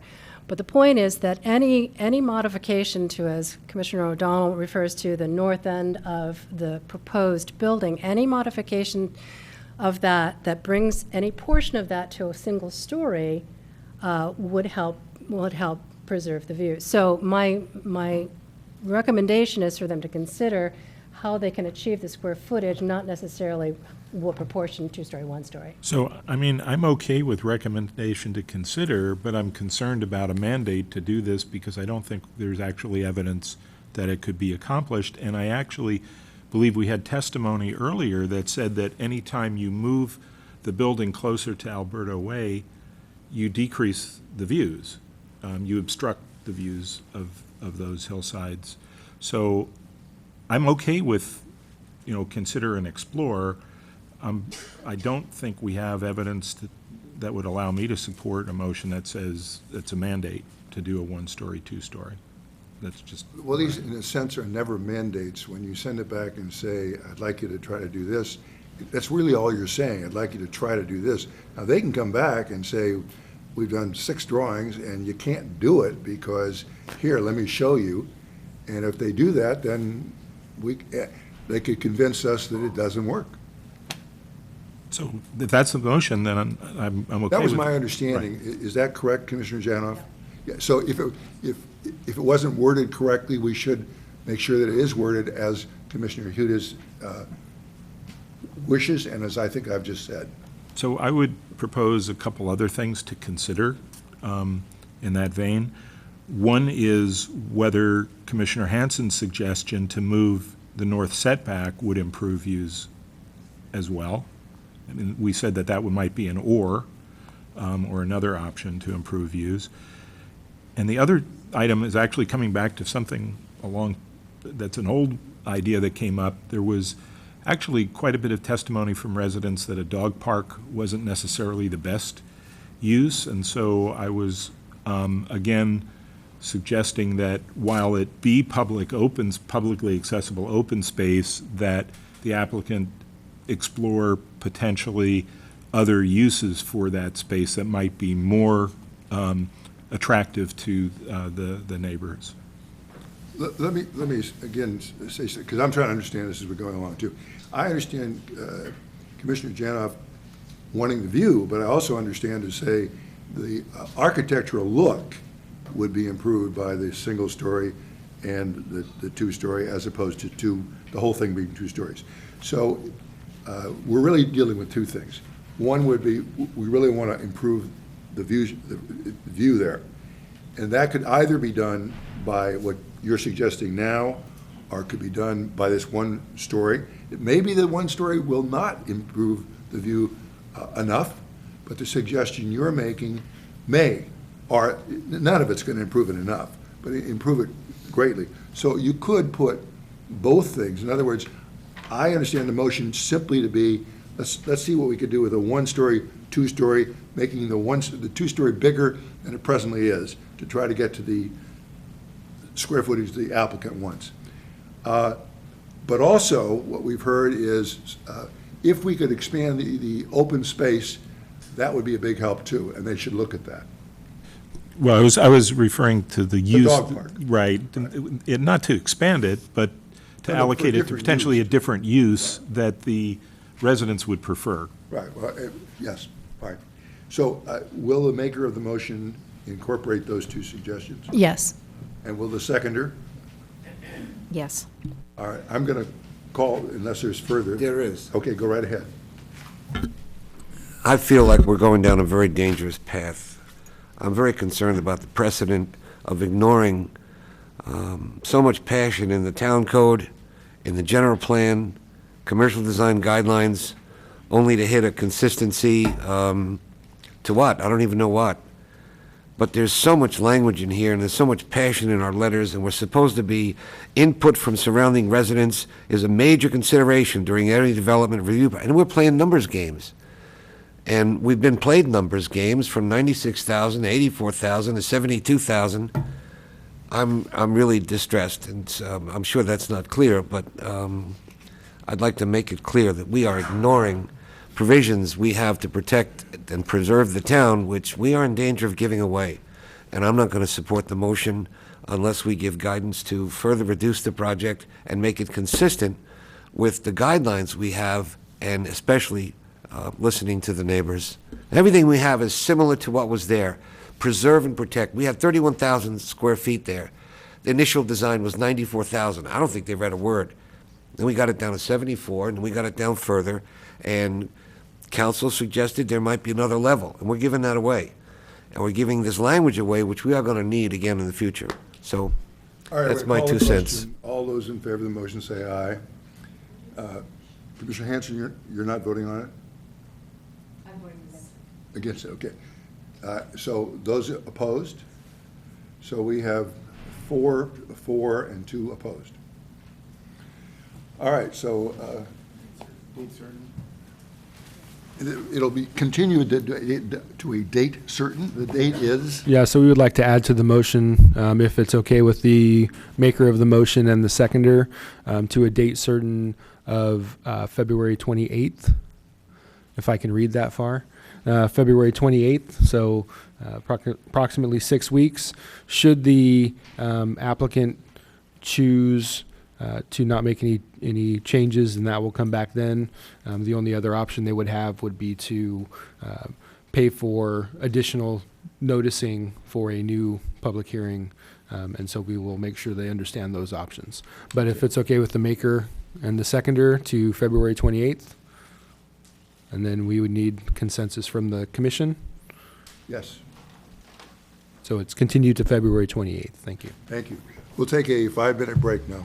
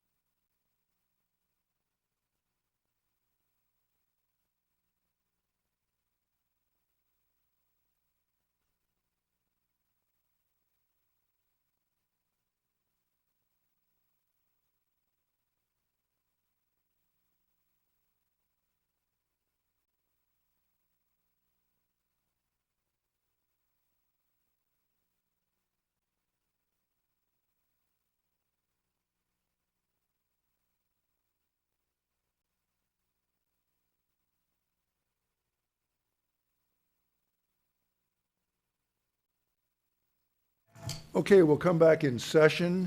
We are now on item number 3, which is 400 Carlton Avenue. I'll ask for a staff report. Thank you. Mr. Mullen, please. Thank you. For your consideration this evening is a request for demolition of 2 existing single-story office buildings and construction of a new 2-story office building on property zoned office. The subject property is located on the southeast corner of Carlton Avenue and Joe Drive. The site is adjacent to office, single-family, and 2-family uses. And the applicant proposes a 7,996 square foot, 2-story medical office building with 16 below-grade parking spaces and 16 at-grade parking spaces. Medical office space is proposed on both the ground and second floors. The proposed project would meet required setbacks, lot coverage, and height requirements for the zone. The proposed project would meet the parking requirements as well of the town code and would require payment of traffic impact fees related to an increase in peak trips associated with the additional square footage pursuant to the town policy. The applicant proposes removal of 7 protected trees, requiring that 21 trees be planted to mitigate this removal. The applicant proposes to offset the tree removal by planting 6 new trees on site and payment of in lieu fees for the other removal. Since the release of the staff report, no additional public comments have been received. Staff recommends that the Planning Commission make the findings included in Attachment 2 of the staff report and approve the architecture and site application subject to the conditions of approval included as Attachment 3 and the development plans. This concludes staff's presentation. We are happy to answer any questions. Okay, before we check to see if there are any questions, I guess I should say we welcome Commissioner Badami back. Unfortunately, we've lost another commissioner. Commissioner Birch had some overriding considerations she had to attend to, so she will not be joining us. I also failed to say what the nature of what we're doing is, and I should say this. The request is for the demolition of 2 existing medical office buildings, construction of a new 2-story medical building below grade, which I think you've just said, and then I'd like to see a show of hands of those commissioners who went out and looked at the property. So we all did. Okay. Now, are there any questions of staff? Vice Chair Kane. In the applicant's proposal, and maybe it's in front of me, but I didn't see it, when they do this new project, will it extend to the street? Will it include the sidewalks? The building would meet required setbacks if that's what you're asking. No. Are you I asking wanna if they know would make improvements? If they're going to do those sidewalks. I don't believe that they would be replacing the sidewalk, as sheet A3 indicates existing sidewalks. Excuse me if I could interrupt, Sean. Yes, please. Kevin Bagley, Engineering. One of the conditions for approval would be repairing and replacing the sidewalk in between the 2 driveways. I didn't see it in writing. So let's say the driveways are on the east side. And, yes? So on the Joe Drive side? The shared driveway, where they're going to have... There are 2 shared driveways. So Right. there's one on Joe, and then there's another one on Carlton. Okay, so what is the other street? Joe Street, Mary Jo Street? I walked the property twice, and I like the design, I like everything about it, but they've got a lot of trees growing, and what they do is shave sidewalks to prevent people from dying, and I died anyway. So they don't need to shave them again, they need to replace them. It's going to be a lovely building, and they should have lovely sidewalks, and if it's okay, we should make that a condition, that they do all the sidewalks all around, because they're in bad shape. The existing building is in Is this a bad shape. question? Wait a minute, is this a question? Can we make that a stipulation or a condition? Why don't we get to the meat of the matter, and you can certainly suggest we put that as a condition. Not if it's already in there. That's what I wanted to know. And Well, it's then not. ask the question, is it already in there? It is. Okay, there you go, got an answer. Okay, Commissioner Hudis. Thank you for the report. I wonder if you could clarify the parking requirements. I believe there's a square footage, and there's also a number of doctors requirement or something that I read about. And I hadn't come across one of those before. So that's correct. For medical, if someone came in with a use and occupancy application for a medical practice, we would look at the square footage of the practice. We'd also ask them questions about their operational characteristics, including the number of doctors that would be practicing out of that space. And then we would do an analysis to see which parking requirement would be more restrictive based on the number of doctors, so 6 spaces per doctor, or the square footage, and we would apply that that requirement to their use and occupancy. In this case, we are looking at a building that is set up to be medical office, at least on the second floor. It's clear based on their floor plan.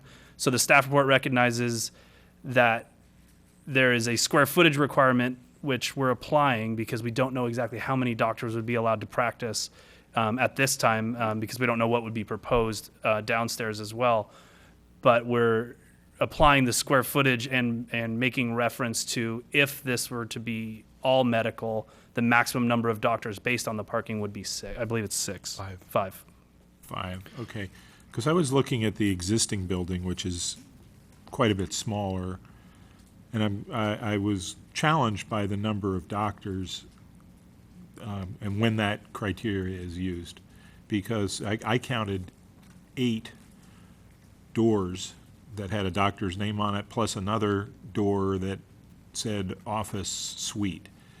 So, and I didn't know if you count multiple doctors per suite and all that kind of thing. So you've clarified you're using square footage, and so the number of parking spaces required is how many? 32. 32, okay. And the existing has 16? I believe 16 is correct. Yeah, although one of them isn't really a space, May it's not meet about standard. half a space. So, but so the 32 is adequate for however the town calculates For the square footage, and if a tenant were to move in and take over the full building and have it as a medical practice or multiple medical practices, they would be limited to 5 doctors based on the required 6 spaces per doctor. Which I think that could be a challenge. So how would that get handled? Because, like I said, the existing building, which is smaller, has 8. Well, I'll go ahead and jump in. So we don't know the particulars of the existing building, but what we do have in a number of our medical buildings is many doctors don't work 5 days a week. And so sometimes they're not all there at the same time.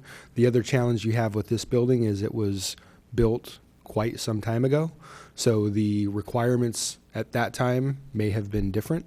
And so we don't punish them moving forward. We just try to make sure they comply with our current standards if they do that. But we have a number of locations throughout town where we have multiple doctors, but some of them they're only there a couple days a week, a few hours a day. It depends on the particular practice. But this will be a requirement moving forward if this new building is approved as we evaluate the business licenses for individual doctors who might come through. Okay, thank you. Other questions? If not, I have 3 cards, 2 of whom I assume are for the applicant, and the third, I'm not sure. So I'm going to take them in the order of the applicant. Gary Kolstad will go first unless you have some other desire. All right, so that's Dr. Tom Eduardo.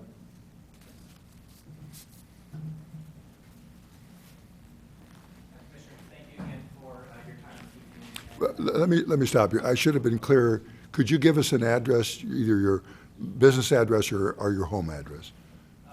My business address currently is in Los Gatos at 1510 Los Gatos Boulevard, and my home address is 1604 Main Lane in Santa Fe. All right, thank you. Yeah, it wasn't very loud, though. Okay, again, thank you again for your time. We're having trouble hearing you. Is the mic on? No, I don't think so.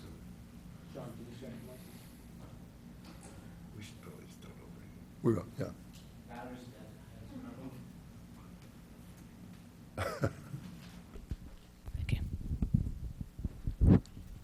Thank you. Again, thank you, Commissioners, for having me here You're starting tonight. your time again, so you're not going to be penalized. Okay, thank you. And thank you, residents of Los Gatos, for coming to listen. I put up 2 pictures of what we're starting with here on the left-hand side and what our proposal is on the right. And I put a picture of my family up here because this property, or this project, is owned by T&M Properties, which is myself and my wife and my daughters and our lab, who she's good and she's bad. But really, I've come to the conclusion after many years of practice that why go and develop a property and be an occupant, and really the majority of the leasable space in this area, or in the area of Good Samaritan Hospital, is somewhat old and dilapidated. That hospital was built in the 50s and was done by Silker, and most of those facilities are aging and being replaced, including this one, which was built just right after I was born. The state-of-the-art facility is necessary in this area to meet the needs of the aging population and to keep up with the codes for medical, for the handicap parking, for the access, the inflow and the e-flow of the building. I'm in a building right now that doesn't really have a great system for my particular specialty, which is podiatric medicine. So the changes in healthcare are such that doctors are starting to work together in small groups. We already have 3 doctors in our office. We're hoping to expand to possibly 1 more. But the current environment for physicians is to collaborate together and work together in small groups. You won't see that many people just hanging a shingle and being a single doctor anymore. The development at the Carlton address is designed to meet the needs of this community, and I'm here to provide that resource for you. So earlier this summer, I went out on a community outreach and visited with some of the neighbors. I'm sorry if any of those neighbors are here and I didn't meet with you. I tried to hit the immediate area, and including the commercial neighbor behind me. There's an Alzheimer care facility there, and then the other medical neighbor just behind me. We do share an easement, so I wanted to make sure that they were aware of the project, and they have been. So when I went around and talked to the neighbors, there were several main concerns, the usual, which is traffic, parking, and some safety issues on the underground structure, as well as noise during construction. The traffic impact formulation that was put together by the town showed a significant increase in traffic. Currently, there are 8 tenants in there. They're seeing close to 20 patients a day, average probably of 140, 160 visits to the building daily. The current size is 3,200 square feet and is 100% occupied. There are no easements or breezeways that are used in that common formula. The proposed size for the building, even though the total square footage is 7,900, is really 6,832 because that includes the elevator spaces and the stairwell. So there's really just a slightly a little bit more than double the current size. In our office, there are 3 full-time, 1 part-time doctor, and I took about 75 weeks of data from my office to get an average daily number of patients that come through my office, and we came out with 45.1 on a 5-day work week. There's significant reduction in traffic to this building overall with this plan. The formula for determining traffic in this particular situation is somewhat flawed for my proposed project, and I heard someone say it earlier, that's right, there's 8 people in there now. There won't be 8 people in there when this is complete. This building is for our office, and it's an owner-occupied use. So parking concerns underground. As we said, there were 32 spots, which meets the standard for 5 physicians. The underground parking, again, trying to get to some of the concerns of the neighborhood, will be gated and it will be well lit. The lighting for the exterior, and I'll let Gary Colsat, my architect, talk about that, will be down and will be not shining too much light on the neighbors in the surrounding area. So the facility will be completely secure. So in summary, I believe the project fits in what's best for this particular community. It meets the building standards, and I've tried to consider, as well as my architect, the surrounding neighbors and how that would impact the community. So I'm going to just give Gary a few minutes to speak about the building itself. Thank you. Thank you, Tom. And we have another PowerPoint. Hopefully it works tonight. Gary Colsat, architect, and together with our team of Hannah Bernetti, David Fox, architects, and someone else. I know that there's another good portion on our team. We've come together and put together this project. This building is in an office zone. It is an office. We are not asking for any exceptions at all. We're below the height limit. We're below the coverage of the 40% max. We're at 31%. So we're below all those things. It's surrounded by offices, and it's along the National Avenue corridor, which is a well-known doctor's office street. So it's another excellent addition to this neighborhood. And it's also surrounded by many 2-story homes across the street. All 4 of the homes are 2-story, And then up on Joe, there's two stories past the corner, which is multifamily. Wanted to talk a little bit about circulation. We're using the existing ingress-egress locations, and so there's going to be no change in habit over, this has been like this since 1967. And we chose to enter and exit the underground parking from the common shared driveway instead of going onto Joe. And that, again, tries to respect the neighbors on Joe. It's well landscaped. The trees that we are removing are olive trees. They're only protected when they're 18 inches or larger, and we have 2 that are larger than 18. They are all in the back of the property except for 2 or 3 in the front, which are in the way of the building. We're going to re-landscape this building. It's going to look beautiful. We also have the luxury of this street has so many parking strip trees, all the liquid ambers, which do a number on the sidewalks, of course, but they do help screen the building, and so that the 2-story is not going to be that noticeable. The architecture was designed to not only read as an office building and a medical office building at that, but also to have a touch of residential character to it, to talk to the neighbors, the residential neighbors, that is. We just did some renderings based on the exact angles of these photographs. These are the story poles you see, and this is looking west coming from National, and that's the rendering of that with the trees kind of clouded in there. This is an angle looking at the corner of the building. You can see the story poles up above the trees, and those trees remain. And you can see that's the structure, and we have not shown olive trees in there, so you can see the building.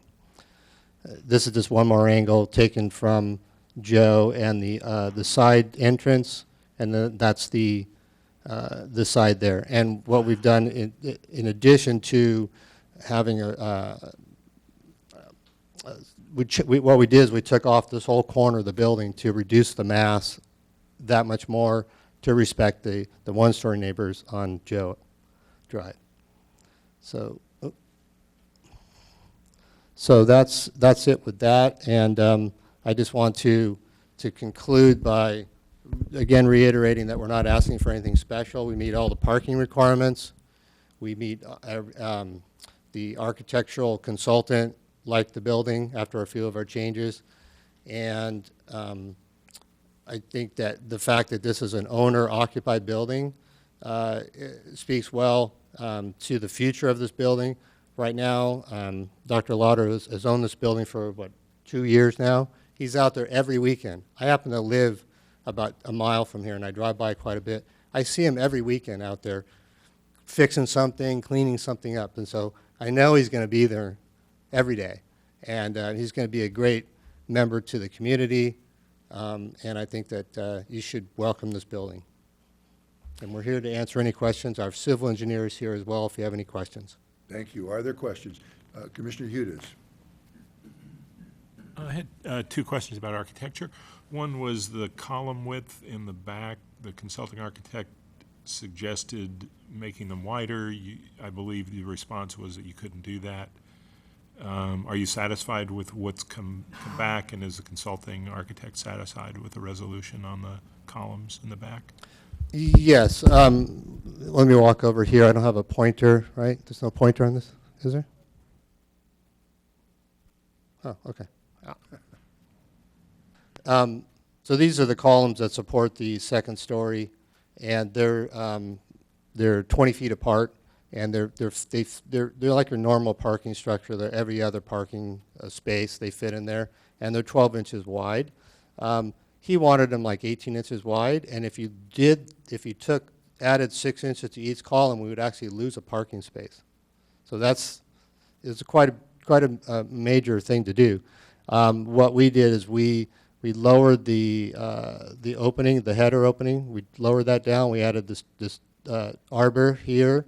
And we also added this detail on the columns. We looked at doing arches, but they get so flat The proportions didn't look correct. So we think that this is going to look just fine.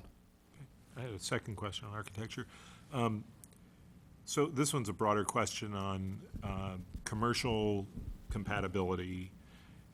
So this area has been a medical office area, and if anything, this whole area is growing and it's becoming more intensive and more concentrated in terms of medical office. And when I look at what's there, there's a jumble of style of architecture. So with this building, is there any kind of improvement in terms of consistency and sense of place that this is a medical area and that this building is consistent with other buildings that are coming in rather than the ones that are going out? I think if you're all aware of the building that's on the corner of Good Samaritan Drive and Los Gatos Boulevard. It was completed about 2 years ago. You see several other buildings done in town that have this style. And these buildings are built to last. They're quality materials, long-standing roofs. And if you look at the buildings in our area, in this particular area of Carlton and National, they are aging a little bit. But we're not going to, as an architect, I don't see a lot of desirability of those structures, and I certainly don't want to mimic them. I want to do something that's quality design, and I think we've done that, and I think that it also has a statement. If we did something that looked completely residential, I mean, someone's going to drive by and go, "Where's the doctor's office?" I'm looking for a doctor's office, not a condo. There are apartments across the street at National and Carlton that look like apartment buildings. We certainly don't want to do that. And we don't want it to look, no offense to the Alberta Way building, but we don't want it to look commercial like that as well. So. Thank you. Other questions? Vice Chair Kane? The doctor said you reached out to residents. Did you speak with the 3 or 4 on Carlton that are facing you? We spoke with 3 of the 4. One would never answer inquiries or anything like that. How about the ones on Joe? Thank you. Thank you. Okay. Okay. Well. Let me stop you for 1 second. Gotta wait.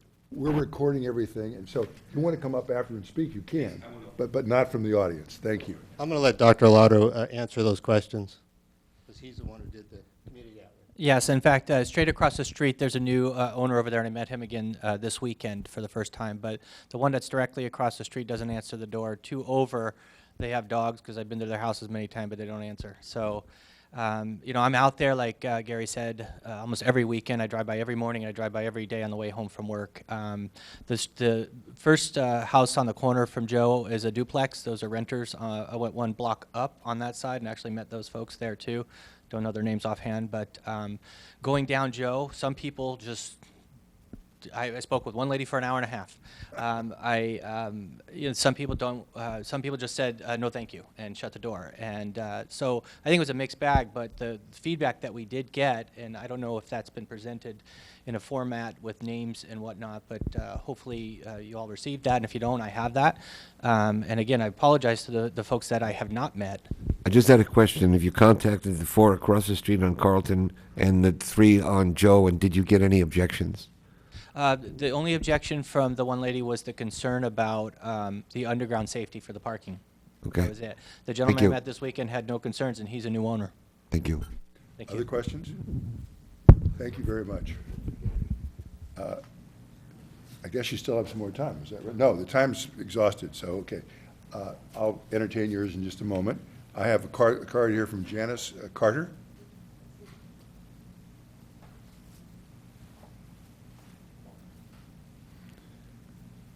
Ms. Carter, you can pull that microphone down. Sure. Thank you. Short. My name's Janice Carter. I live directly across the street from the medical office on Joe Drive. If you go out my driveway, you'd go directly into that driveway, which those people often do come into my driveway.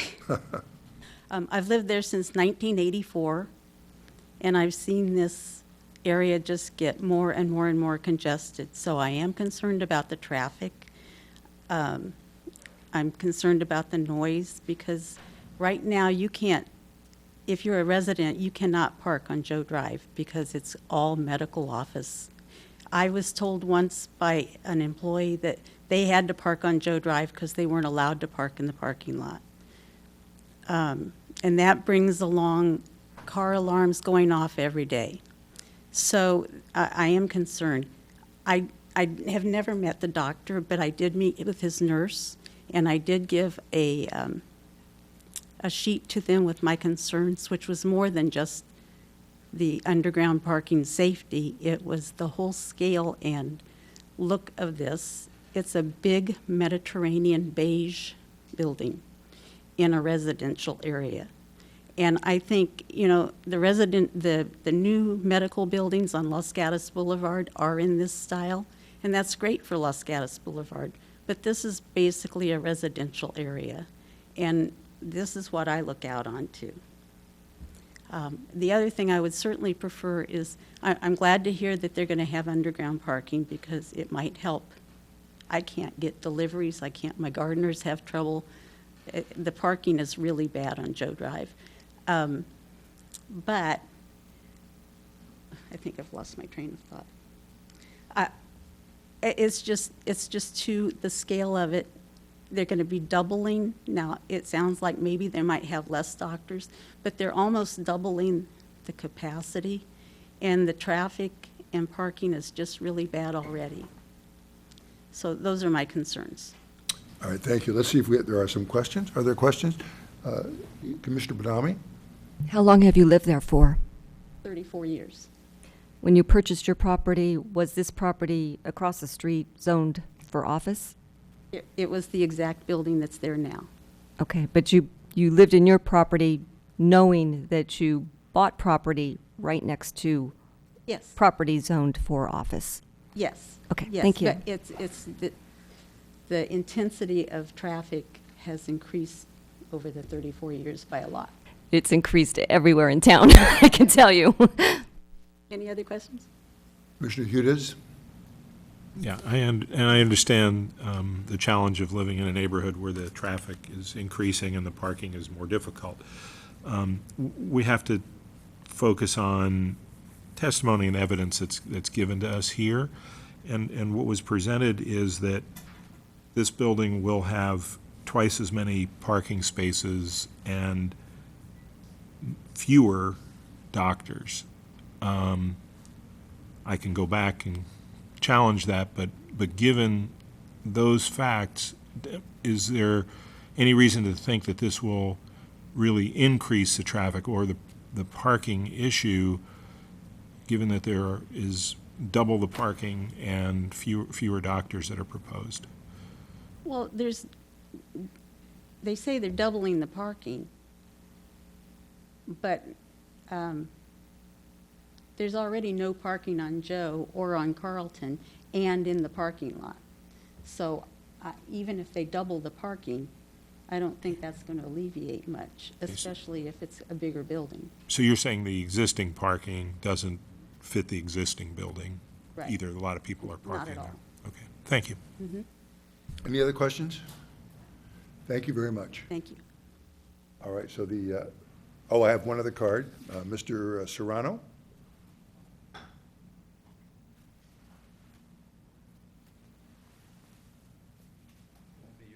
Thank you for the time. I was not prepared. I didn't know how this works, so I appreciate the time. I'm Jose Serrano. I'm actually the neighbor in the Carlton Avenue, right in front of this property. As far as I remember, the post went up on December 16, right before the holidays. I approached the people putting the post to ask what it meant. I sent an email to the city showing how the construction would actually obstruct the view of the mountains that are right behind the construction from my property. I wrote to the city asking how the process works. Somebody, I have the emails here. I can show them to you. I even sent a picture of the of the structure and the property and so forth.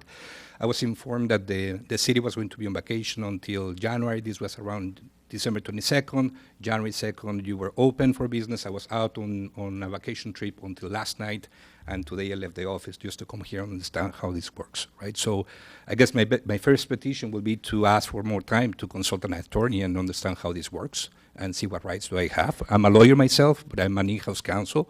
I'm not familiar with any of this. I'm coming here more than anything else as a neighbor. I've seen the traffic in the street. I moved to the street 2 years ago. The traffic keeps increasing to a point that is dangerous even for the kids to play outside. I've heard the same story that the lady just explained about the doctors asking their personnel to park in the street, pretty much right in front of my house, because they don't have enough office parking space in the buildings, right?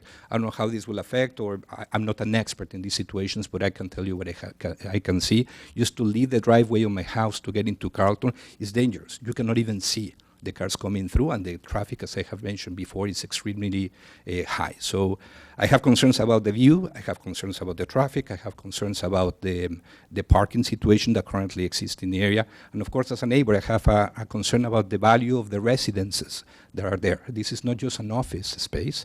This area also have some residential homes, right? And I think that we need to think about that. I've seen Nation, I think is the name of the street, increasingly becoming an office space, but there are people living in Carlton in residences. So if we only look for the interest of the business, I don't know who is going to be looking for the interest of the residents living there. Just for the record, I have your address here, and see if it's correct. 331 Carlton? 331 Carlton Avenue. Okay, so are there questions? Commissioner Hanson. Thank you for your testimony. I was just curious, is your house a one-story or a two-story house? My house is a two-story house, right? Yeah. Okay. And so right now you're able to look over the the building is pretty low, and I can show some pictures if you want. The angles that they showed are different, are from the sides, right? Are from the corners looking into the property. If you ask for anybody in front of the property, they are raising like 2 stories, I believe, plus it has like an arch at the top, like a corner at the top. It obstructs any views that you can have from the house to the mountains that are right behind. When you see the advertising of the house that I purchased 2 years ago, one of the things that are advertised is mountain views. That's one of the things that gives value to those properties. Okay, thank you. Commissioner Hudes? Yeah, thank you. I'm not that familiar with the views issue here, but I did want to sort of ask you the same question about the parking situation. I understand there are many areas in town where traffic is getting worse and parking is becoming even more of a problem. We've been presented with some testimony tonight that the parking would be doubled, going from 16 spaces to 32 spaces, and that the number of doctors would be decreased and the number of visits per day would be significantly decreased. Are there other things that we should consider about that maybe we've missed in terms of why you think that this would increase the traffic to the current situation? I mean, if you see a building going from one story to 2, you just assume that there is going to be more people coming to that space. That's why they need the extra space, right? I'm not an expert, I'm just a resident, right? I'm sure that you have in the city the right experts, but if you see a bigger building going on, you can just assume that there's going to be more density. I will ask some follow-up questions about that, but my observation is that this building is broken into 8 separate, very small offices where there are quite a few people conducting business, currently, just from walking around.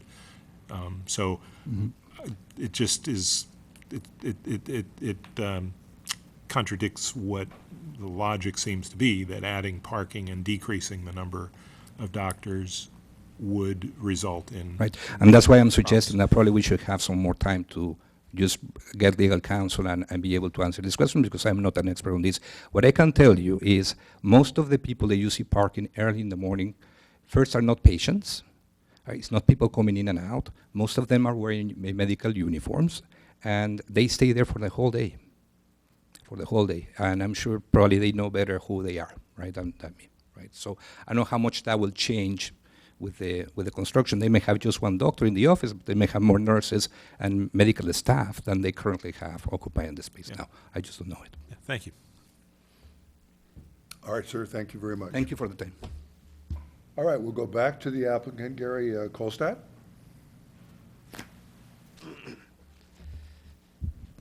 Thank you. It's interesting to hear that. And I think that the comment that Mr. Serrano made at the end, that the people that park on the street, on Carlton and on Joe, I've seen this myself as well, that they're all wearing smocks and they're all bringing their lunches. And none of those people work in the existing building, because the existing building is all psychiatrists and counselors and family practitioners like that. They're going to the surgical center across the street, or they're going to the building on the corner. They're not coming. So what we're doing is not going to change that parking situation on the street. Just want to, that's, I don't have any facts to I don't have any data to back that up. I just have personal observation and their witnesses as well. And it is in a traffic zone, but that's where offices should be. And again, I think that we've reduced the height of this building as much as we can to still keep it a very high level, high quality office building. It's only a couple feet taller than a residence would be. So we're really scaled down. So I think we've done as much as we can to make this building be a good bridge, if you will, from the residential to the other offices that are dominant on National. Vice Chair Kane? Will the people who work in the building be allowed to park in their parking spots? That's what they're for. All right, someone else said that folks there now or somebody else are not allowed to park by their own facility. They've got to park somewhere else. You're saying, no, that's not the case for this building. That won't be the case for this building. Okay. Although they are allowed to park on the street. However, they're not going to be made to be parked on the street. Does that make sense? I would imagine the doctors will have name tags on their spots. Will other employees have name tags, or will they just be encouraged to park at the facility? The way the facility is designed, there will be 16 on the top deck. That will be mostly for patients coming and going. Underneath will be mostly for the employees and the doctors that are there. And currently there's 7 employees and 3 doctors, so there's 10 spots. So there will be extra parking underneath the garage as well for patients. And because we're all surgeons, there's always 1 doctor less in the office any single day because they're usually in surgery. So with the 3 doctors that are there, we each have a surgical day, and it alternates. So there should be plenty of parking for this. I'm just going through the lady's comment that employees were not allowed to park at the building. So your employees are allowed to park at your building? Absolutely. Okay. Currently or in the future? This building. The new building?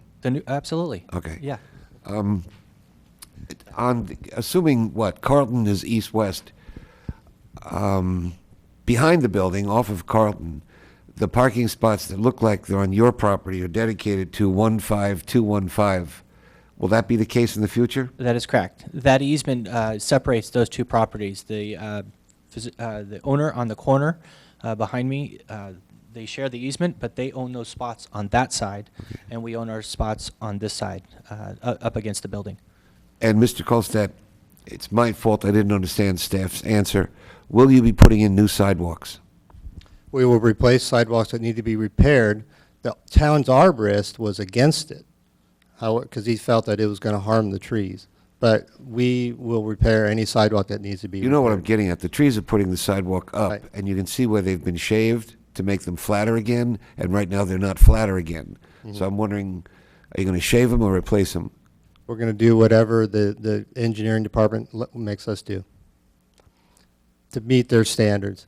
Thank you. There's a certain amount of shaving you can do before it becomes the point where you have to replace them. And then when you do that, you have to actually cut the roots of the trees, which is why the arborist doesn't like it. Right. Thank you. Other questions? I have a question, and that, would you have any problem with a condition being added that you will encourage, because I don't think you can require, you will encourage your employees to park in the building's parking? Some of the neighbors are complaining about parking and that kind of thing. And I think it would at least be a show of your good faith, which you've already said. I have no problem with that. Okay, so if we can draft something, it's not a requirement, because I don't think we can do that, but you will encourage your employees to park on-site. Thank you very much. Commissioner Hanson. I was just curious relative to the comment about the view, what is the height differential between the current building and the proposed building? I know it's a 1-story versus a 2-story, but what is the height differential? We don't know what the current building is. I would estimate it to be 14, 15 feet tall, and we're going 31 feet. Okay, The so trees are, got to be 35 feet tall. So when they're leafed out, you can't see through those trees. So they're going to be as tall as the height of our building. So it's your opinion that the trees are as much of an impact to the residents' view than as the building would be, or more? Absolutely. Okay. Any other questions? If not, thank you very much.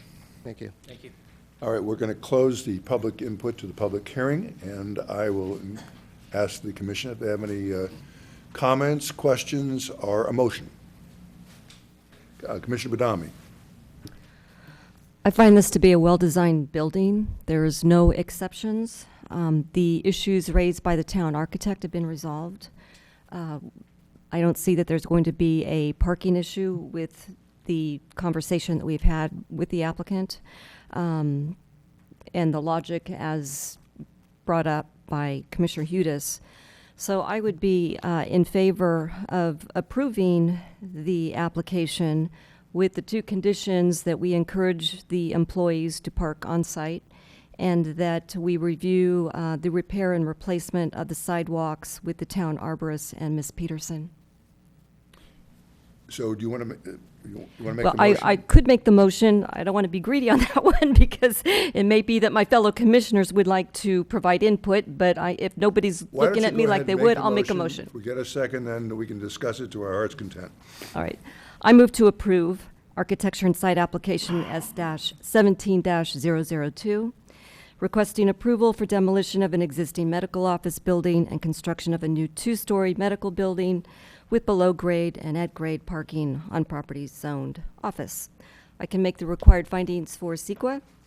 I can make the required findings for demolition of existing structures. I can make the finding that it's consistent with applicable provisions of the commercial design guidelines. And I would add the 2 conditions that we encourage the employees to park on site, and again, review the repair and replacement of the sidewalks with the town arborist and Ms. Peterson. Is there a second? Vice Chair Kane? I'll second the motion. And a question to the maker of the motion. On the recommendations we have on page 7, 8 of the staff report, they need us to make required considerations for the A&S. Item 4 and item 5 is approval of the A&S. Was that in your motion? Well, I did make that consideration, but I was making my findings. I will add that as part of my motion, but obviously good. I did make those considerations, but I'll add it to wording if it makes you feel better. So yes, this was in consideration of architecture and site application pursuant to section 29.20.150 of the town code. All right, so we have a motion and a second. Is there any, Commissioner Hudes? Just a question for staff. Did the public testimony raise any concerns about notification process of the neighbors? And was there any concern that correspondence provided wasn't fully considered? We followed the standard 300-foot radius notification process that we use to owners and occupants of the residences and office buildings in that area. Additionally, during the review of the A&S application, we work closely with the applicant to ask them to provide us a summary of their outreach efforts. There's no way to hold their feet to the fire, so to speak, but the applicant did provide something in attachment 10 that shows their efforts to do some outreach to the neighbors. And you have story polls, is it? As well as story polls and project signage, you're correct. Okay, was there correspondence on views provided that wasn't part of our packet, or did I miss it? No, I received one email two emails, I'm sorry, that are included with the staff report in attachment 13. One was, at least one of them was supportive, and the other one was from Mr. Serrano, who spoke this evening and corresponded with him. His correspondence started with the building department's permit technicians before they realized that it was an architecture and site application before the Christmas holiday. Commissioner Badami? For you as well. How long was the netting and the sign posted in advance of tonight's hearing?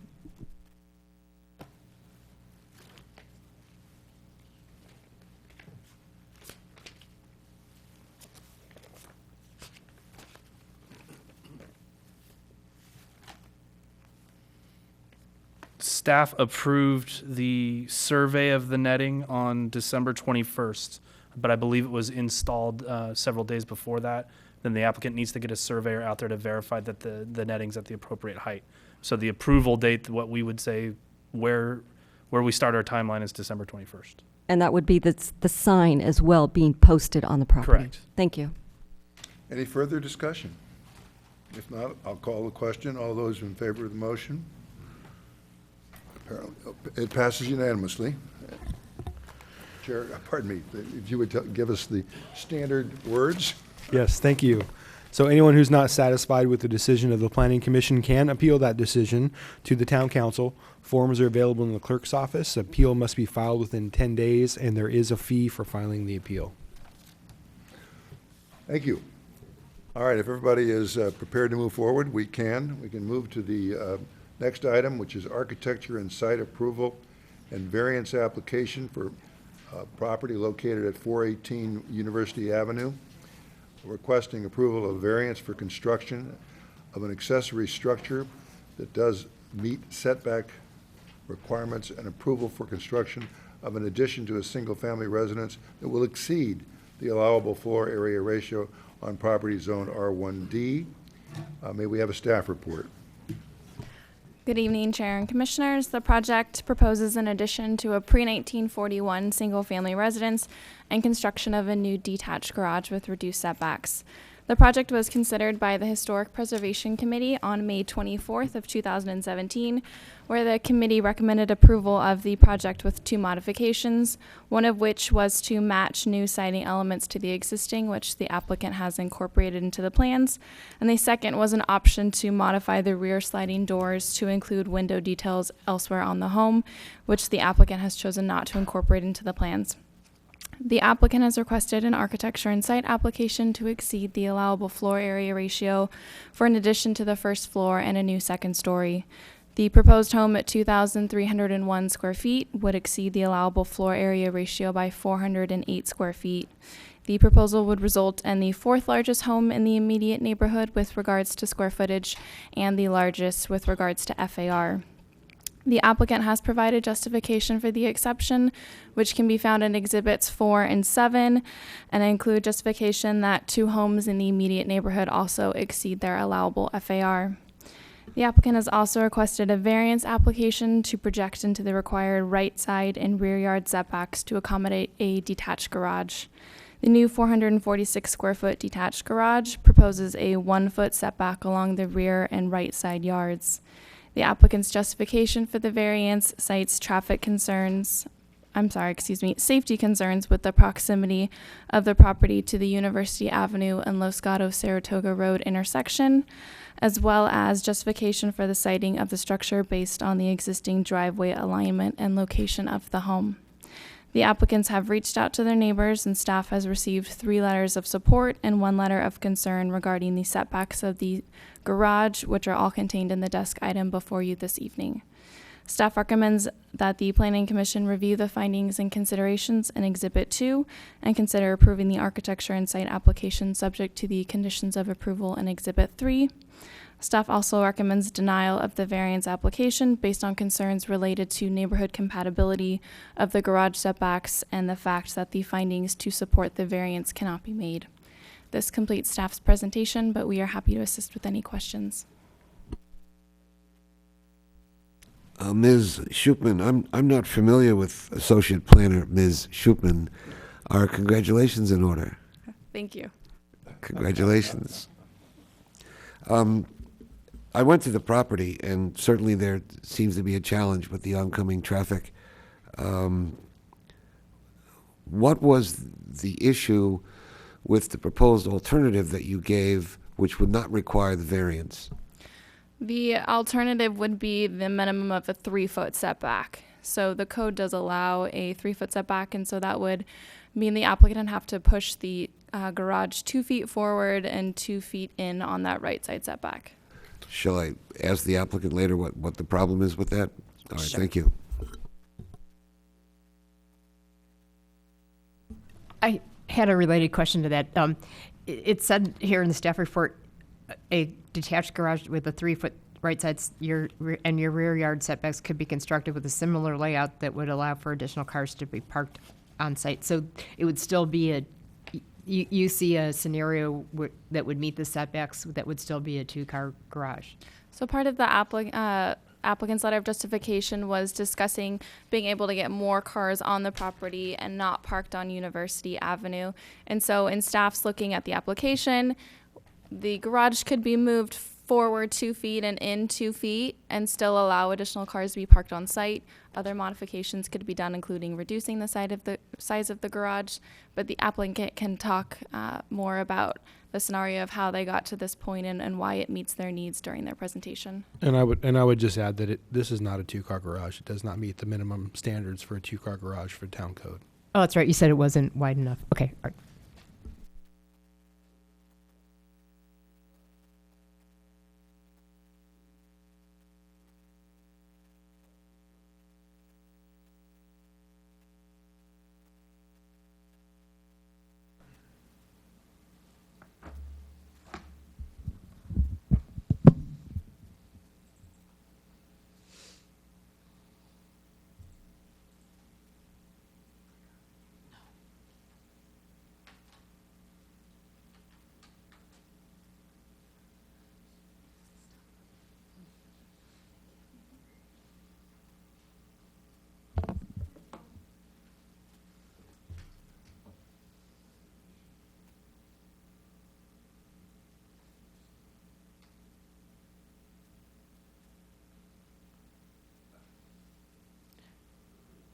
We have an awesome presentation.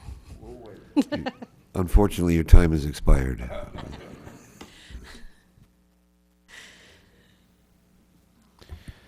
Ms. Shootman, try closing the computer and then opening it back up and re-logging in.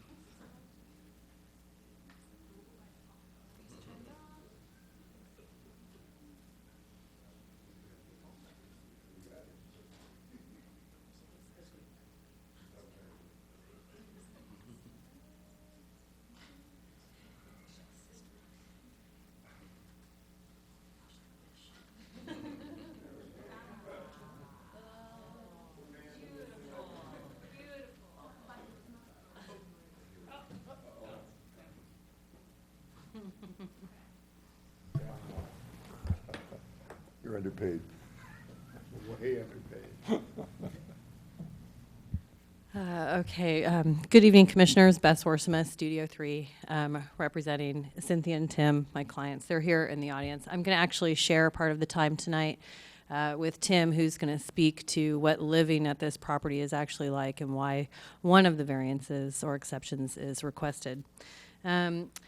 Just as a reminder tonight in finding, hold on, here we go.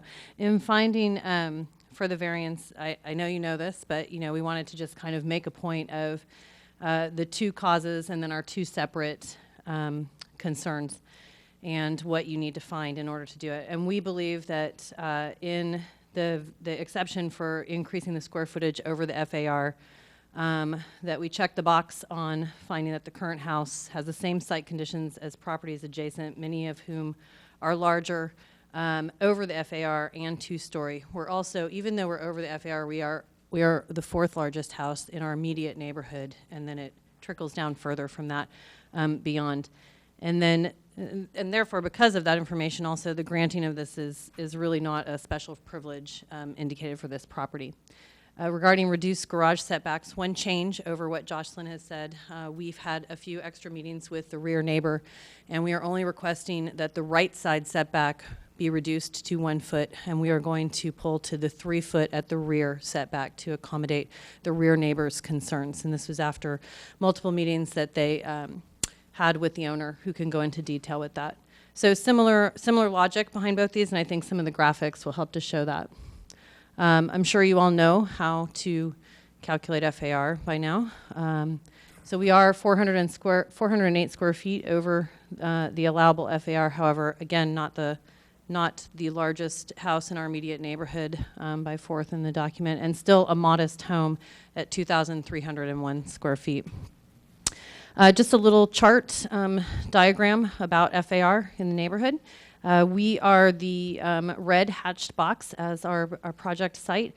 You can see that in our immediate neighborhood, unfortunately for us, because it knocks out 20% of people allowed, we have two commercial projects that have a pretty high density compared to ours. And unfortunately, the planning department doesn't consider those part of our neighborhood because they're not single family units. However, they really, really are part of our neighborhood.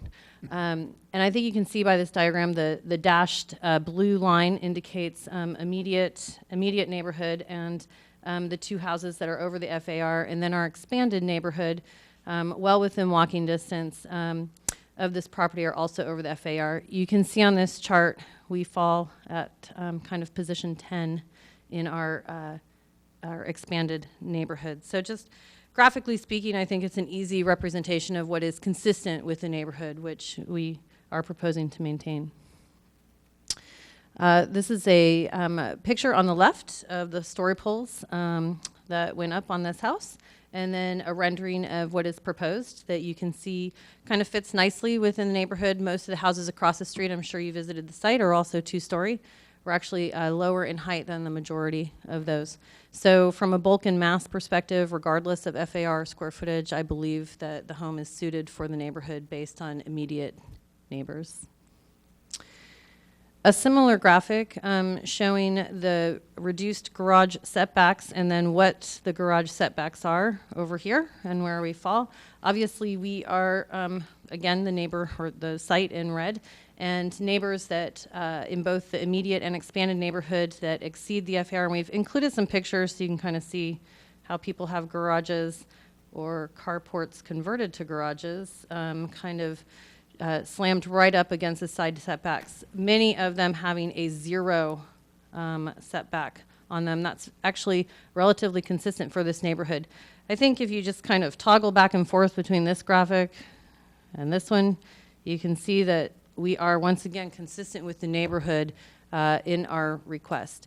Again, I just wanted to reiterate, based on some neighbor conversations, we are moving to 3 feet at the rear to accommodate the neighbor at the rear, but we would like to maintain the right side setback reduction of to 1 foot.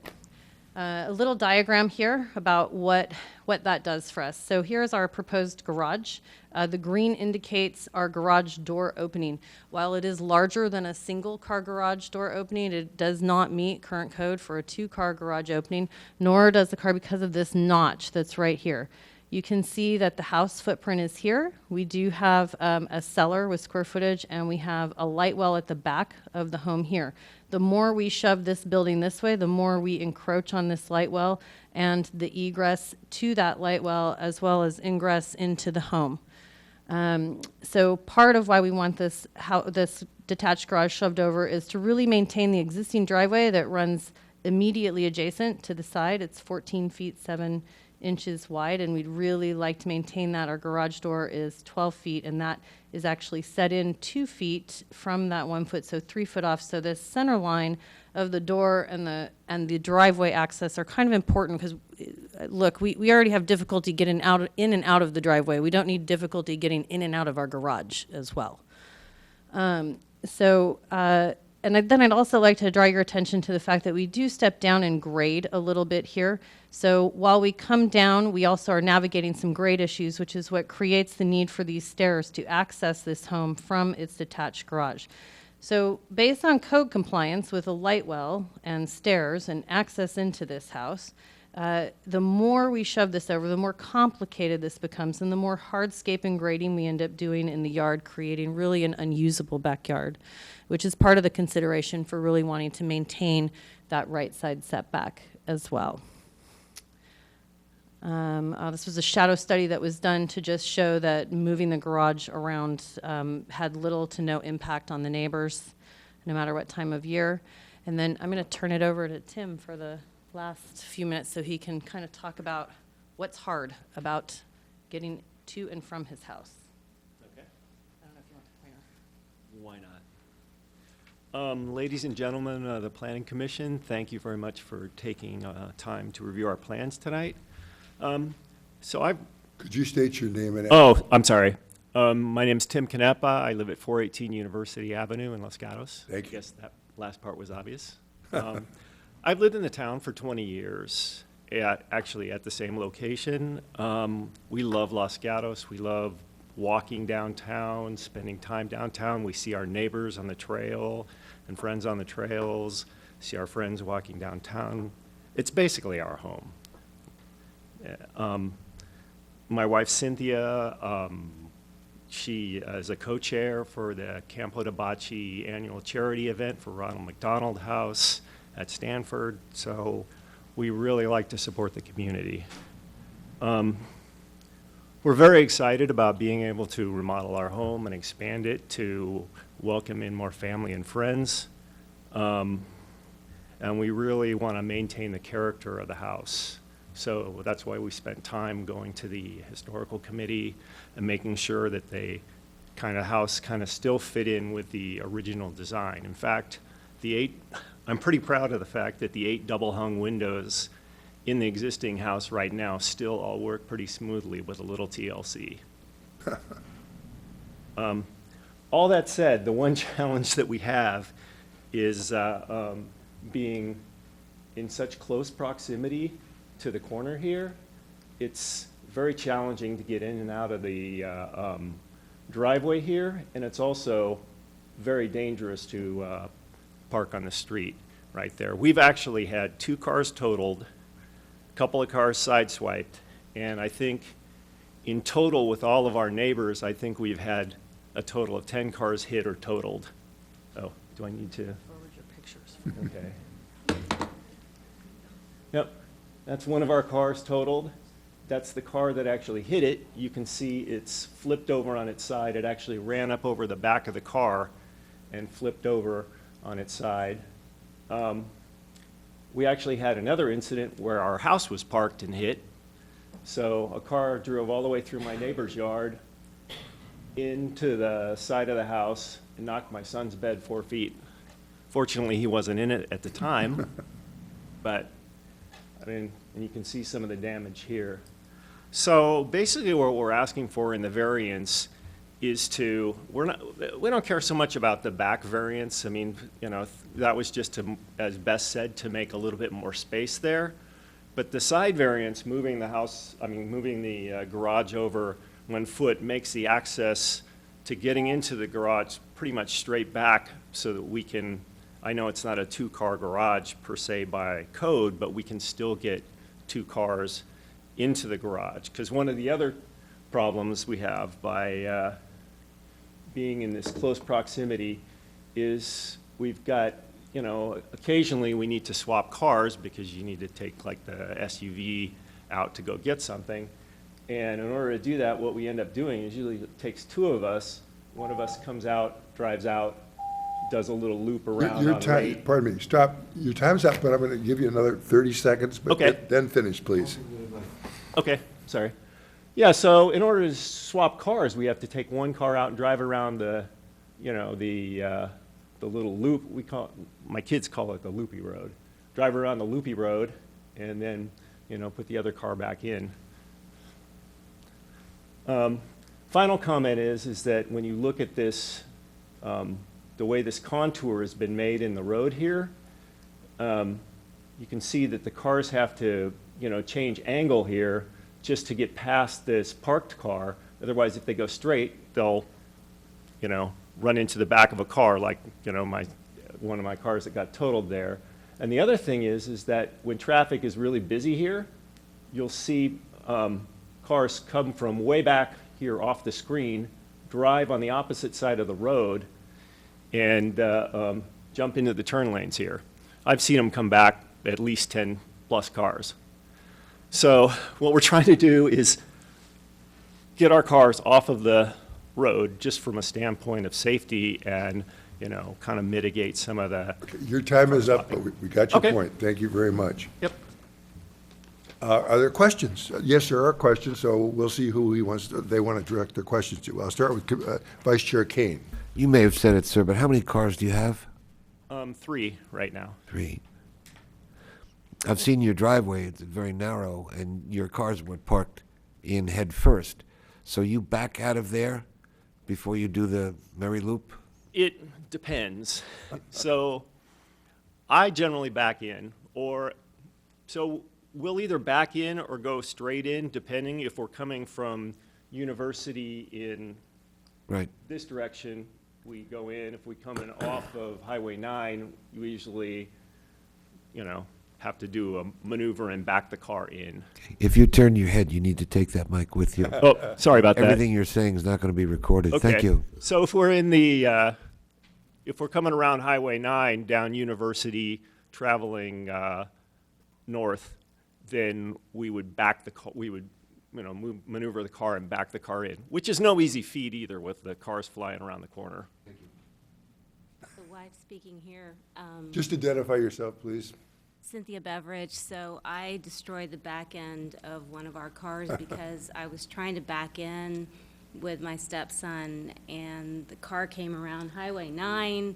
Yeah. I got nervous. I hit the pole. Yeah, this nice So- the nice utility pole that's That happens. right in the corner of the property. Because I get really nervous when there's traffic coming in both directions. All right, we have another question. Commissioner Hughes, I believe. I'm just curious, did you explore putting in a full 2-car garage? Or is this solution, you know, really going to accommodate 2 cars? I can let Bess talk to that.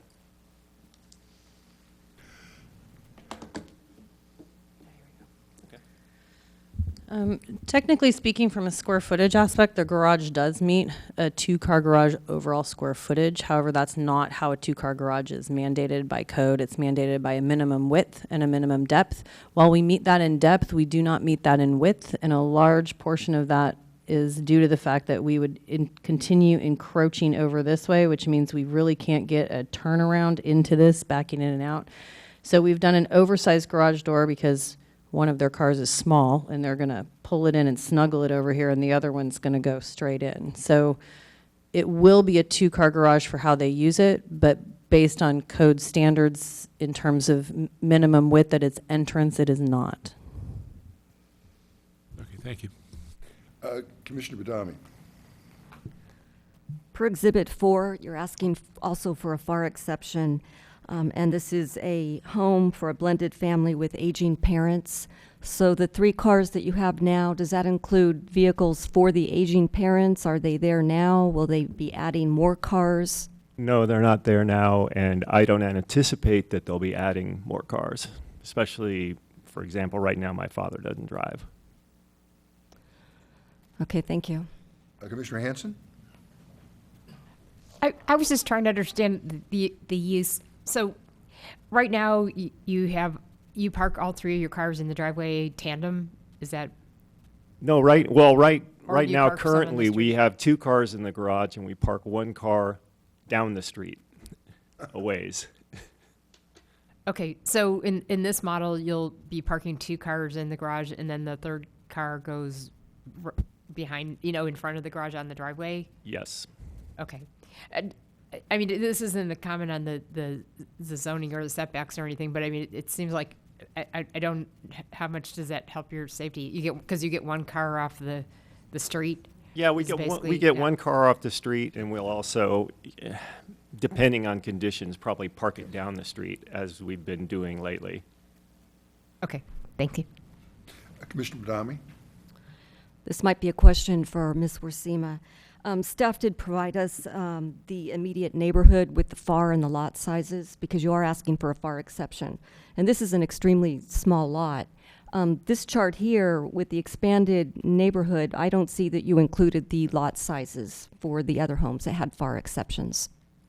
I did not include the lot sizes. However, I did include the FAR in this column right here. You can see the square footage in this column and the FAR in this column. And they're listed from high to low for the expanded neighborhood. So I just put the numbers. I didn't put their parcel numbers, but high to low, and then they're highlighted in blue. So for instance, there's 9 houses larger than us in the expanded neighborhood. There are 4 larger than us, but with less FAR in our immediate neighborhood. So it's a conversation about square footage and large home versus FAR also.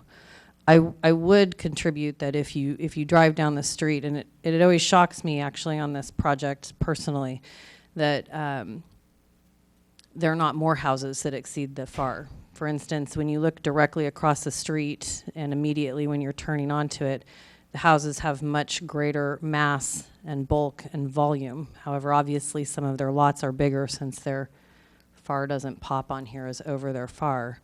But their street frontage and their perception as a pedestrian and as a neighbor is much grander than our proposal, which is part of why we included this, to show you that we're really snuggled in there, actually. So while we do have an increased FAR, I do believe that we still architecturally are subtle in the neighborhood. Thank you. Vice Chair Kane?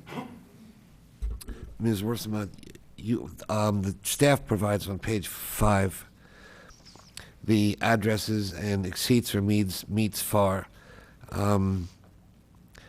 And I'm wondering if you've considered that where some of these guys look pretty big and exceed the FAR, it may have to do with the date they were built. Maybe those rules didn't apply at that time, but now they do, and we're kind of stuck with them. I used your dates from your chart. The houses read down 1900, 1938, 38, 1928, 1900, 1919, and 1918. I don't think they had a planning commission back then. Thank God. I mean, was on it. oops, did you hear me? Unless our chair was there. So that may provide for some of the exceptions. You certainly have a sticky wicket, and I've asked this question before. What's wrong with the staff's recommendation to solve this? Well, I do believe staff is in support of our increase in FAR. The variance. Staff made a recommendation to not need to request the variance That's true. for the garage. Are you talking about the garage? Yeah. Or the, staff made a recommendation to not support the garage. Correct. Correct. And they also made a recommendation on how to solve it. What would be wrong with that solution? Well, I think it's pretty clear in my mind when you look at this. We're talking about very minimal distances in connectivity here for circulation for both pedestrians and cars. And so shrinking the garage just to move it over does 2 hindrances for us. One, it complicates the building connections that are already detached from one another and have a slope where we're accommodating stairs and whatnot to get both down and up and a code compliant light well. And then also if we shrink it, I can't get 2 cars in there even with a substandard door.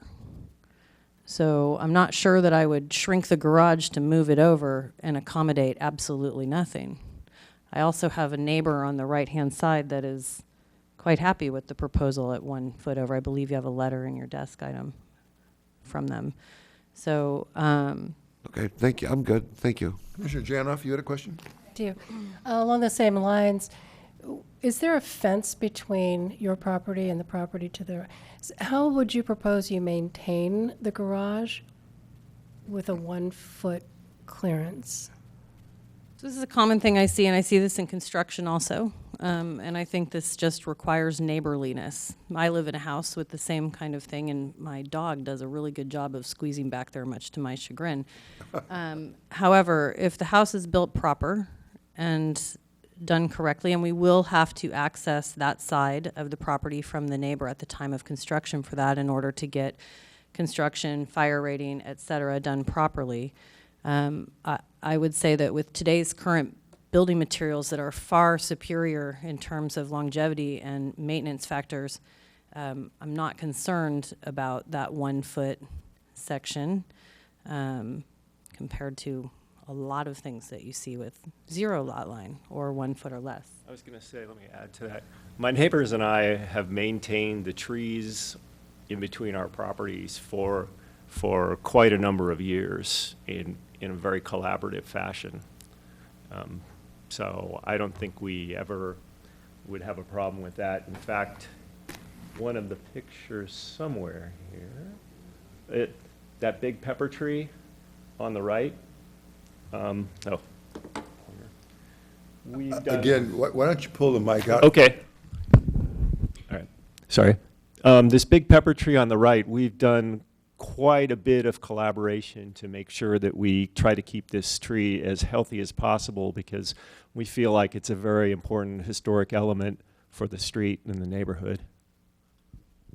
Although that's a tree the arborist, I think, believes is not long for this world. That's what the arborist said, What the but arborist said. I've also had a couple other people that have gone by it before and said the same thing, and that was about 15 years ago. So I think that the tree might be smarter than all of us, or outlive all of us too. Thank you for that. I've got another question about the garage proper.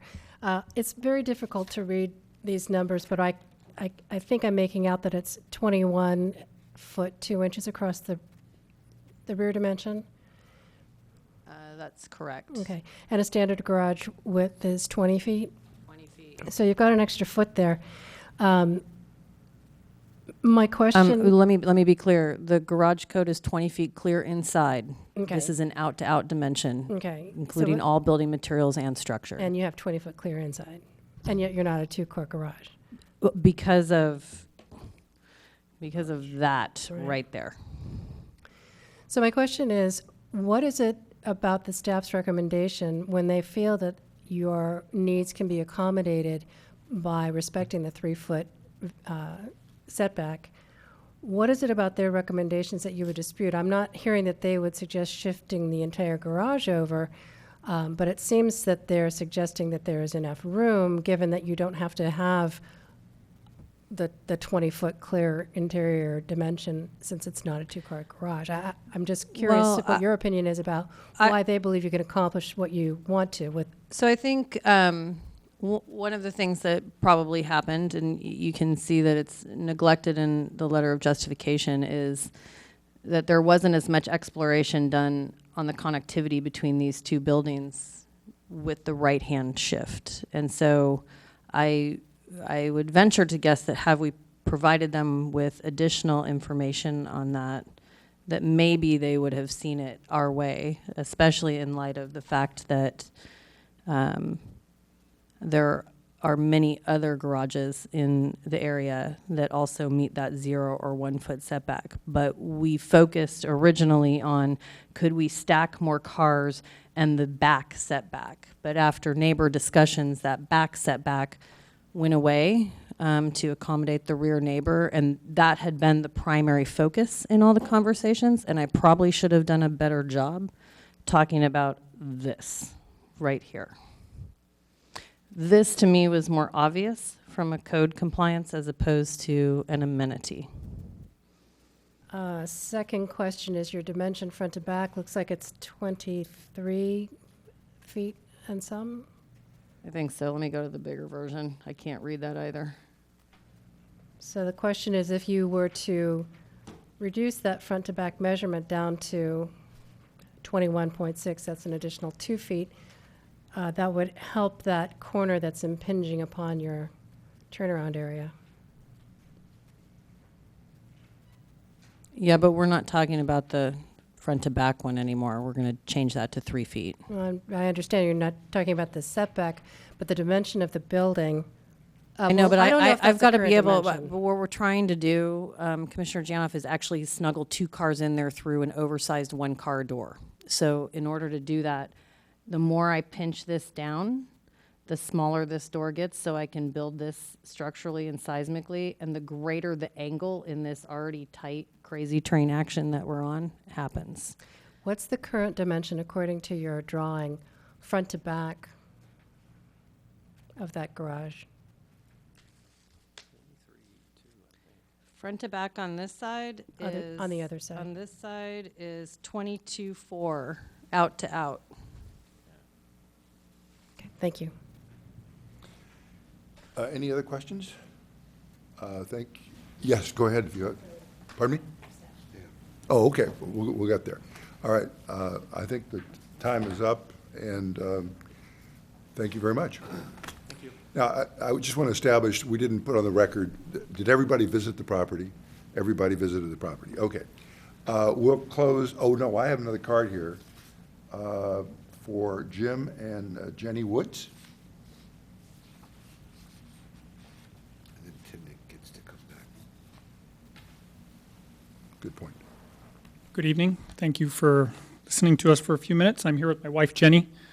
So I'm Jim Woods, live at 475 Raid Avenue, which is 2 houses. So Raid Avenue is behind University, so the house immediately behind this property, and then 2 houses down is our house. So when we go out in our backyard and from our kitchen window today, we look up and we can see kind of through the trees, there's an opening, and we can see the hills. And based on the story polls today, this will wipe out that view. So this will block our view of the hills. So we're concerned about that. Listening to this today, it's hard to tell how much of that is because the garage is moving closer to the back, and that's where the story poles are. It also appears as though there's not a view in the drawings that shows how much higher, how much taller the garage is. So it's hard to tell how much that's impacting it. But based on the story polls today, it does appear as though our view will be pretty negatively impacted. Okay, let's see if there are any questions. Vice Chair Kane? Mr. Woods, I live a block away from you. I know, I see you in the neighborhood, You're talking about your view out the back, out the kitchen window and out the back. but the and, view out from the our front, backyard. you've still got right over there. Yeah, we can still see the hills from How the much front. of the view out the back do you lose? I'm sorry? How much of the view out the back do you lose? It'd be a guess, most of it, but I don't know. And my wife says all of it. I'll go with her view. Thank you. Wise man. Yes, Commissioner Hughes? Yeah, just, is your home 1 or 2 stories? 1. Okay, thank you. Any other questions? Thank you very much. I have no other cards, so I guess we can call the applicant back for closing. Not required. Unless there are any questions that we forgot to ask. All right, that being the case, I will close the public input to the public hearing.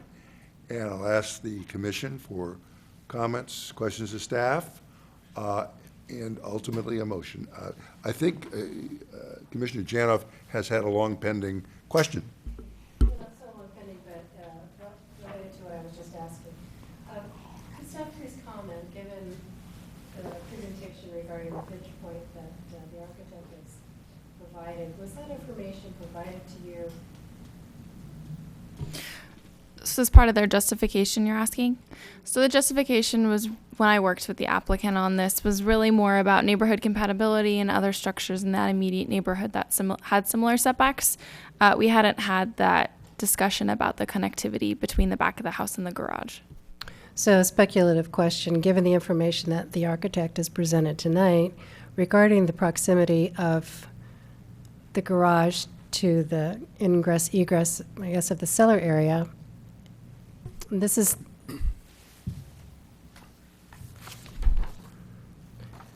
on the reverse of the letter by the architect, and this evening she's presented an arrow that shows a particular distance between the corner of the garage and the staircase to the house and down to the cellar, I guess. If the garage were shifted, as staff is suggesting could be, in order to retain a 3-foot setback, would you be concerned about how close that corner of the garage is relative to the house, given that they want to be able to do, I guess, a K-turn or some sort of a turn in order to egress? So there's two components. Both the town code and building code requires at least a 5-foot separation between the two structures. And so shifting it over, it still appears that they'd maintain that 5-foot distance. And then from a parking perspective, they would need to provide some sort of turnaround or access to show that 2 cars could safely enter into the garage and not have a disruption with that new deck. I don't know what that would look like since staff didn't receive that, so it's speculative at this point. Other Commissioner, I think Vice Chair King, you had your hand up first, I think.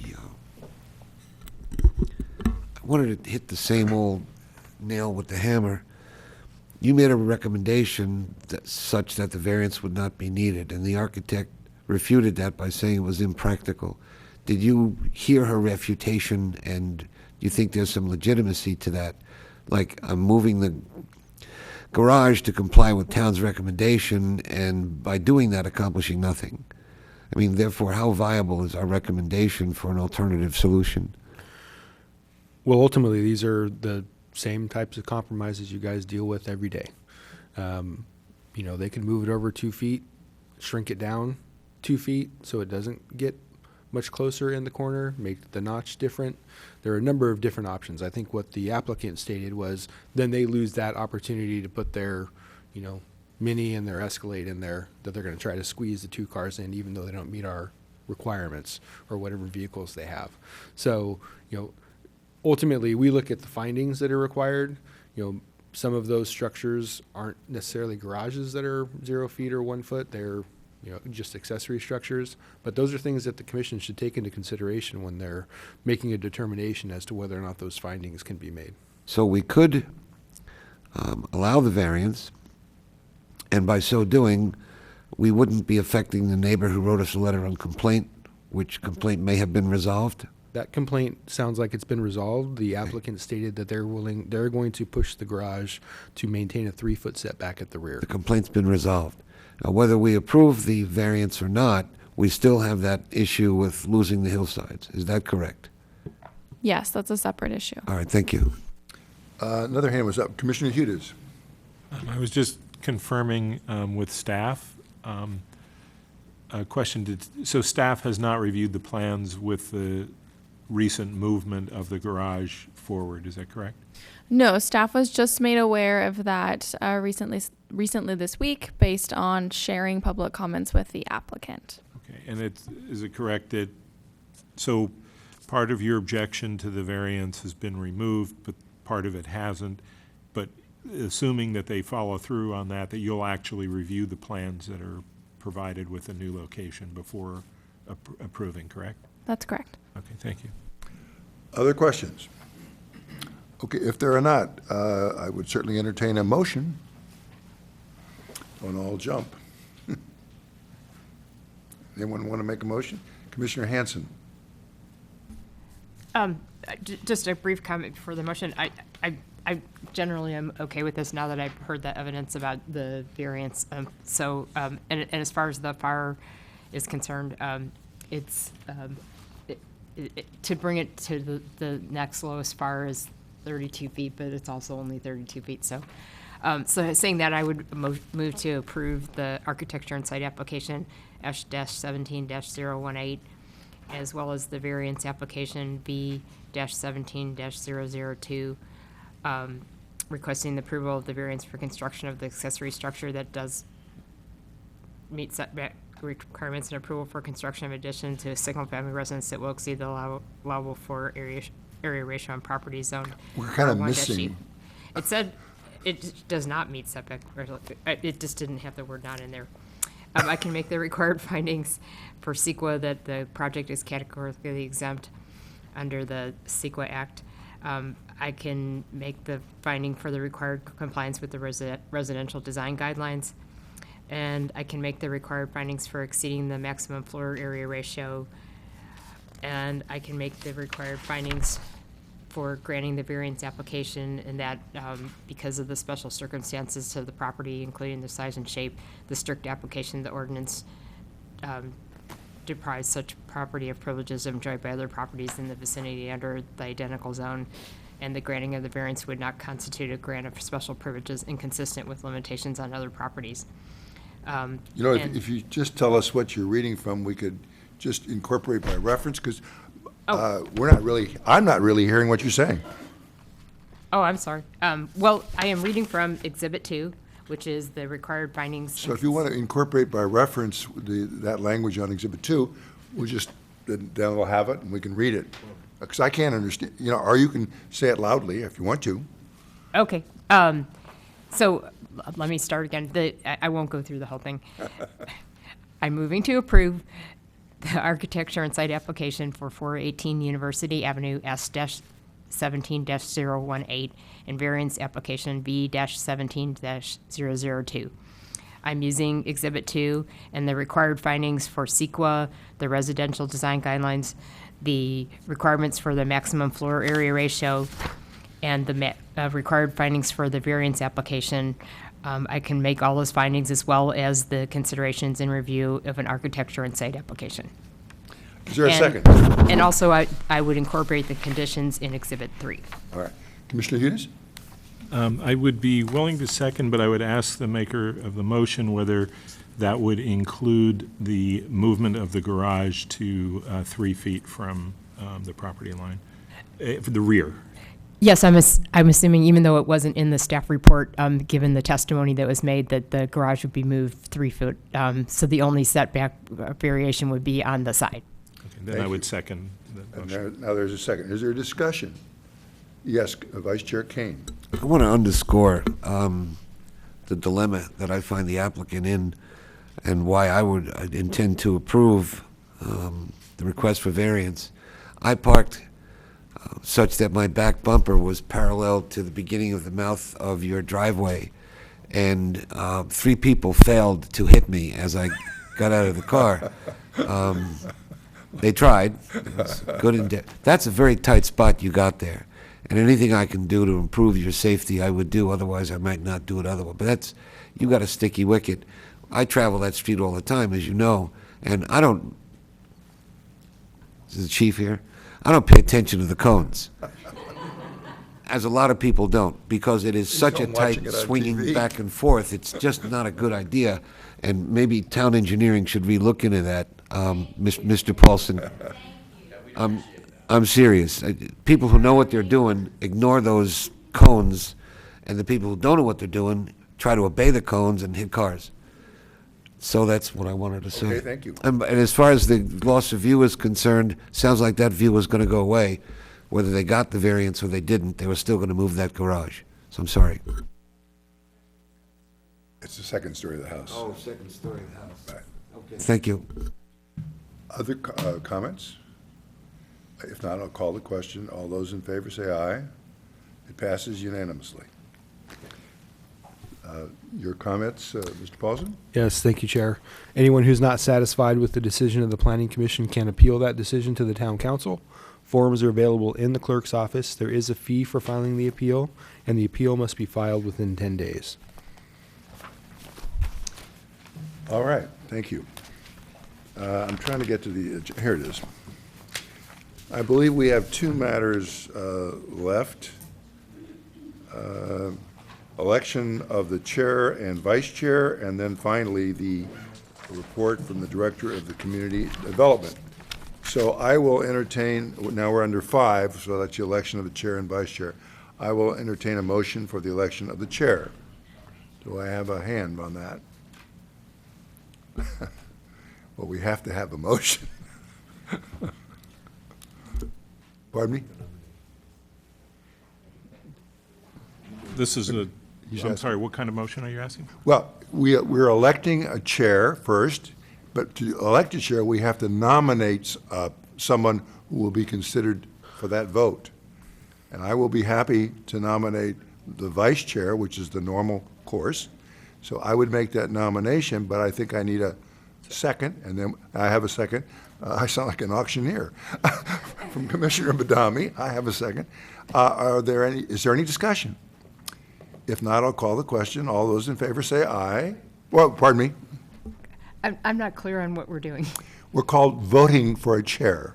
And who, and you're, who? We've nominated one person, and that's the vice chair. Okay, for the chair, okay. I didn't hear. Getting well, later? Just like you didn't hear my motion, I didn't hear yours. All right, So all right. you didn't say his name, so I was like, I was like, I used his alias, the vice chair.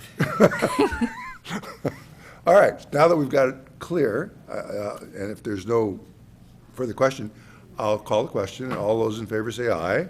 Aye, it passes unanimously. So now we get to do the same thing all over again for the vice chair.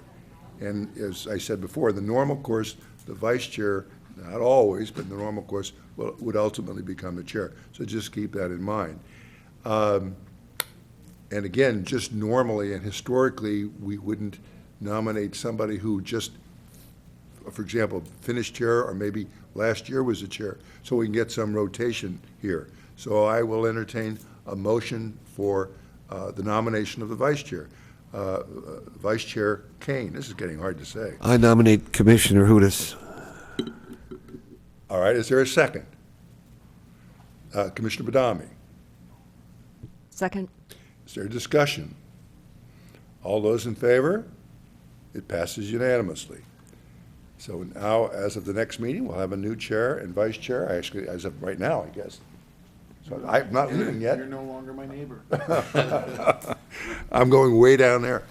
So now we have a report from the Director of Community Development. Thank you. Just a few things. Since the Planning Commission last met, the council met on December 19th, where they approved modifications to the Hillside Development Standards and Guidelines relating to visibility. They approved, granted the appeal for 26 Alpine, and they also adopted the general plan amendment for 202 University that the Planning Commission had reviewed and recommended for approval, and introduced the zone change for that. A couple of things that are going to be coming up. Next week, the council will meet, and two of the items that are on that are the continued consideration of the accessory dwelling unit ordinance modification. So we'll see if a decision is made then.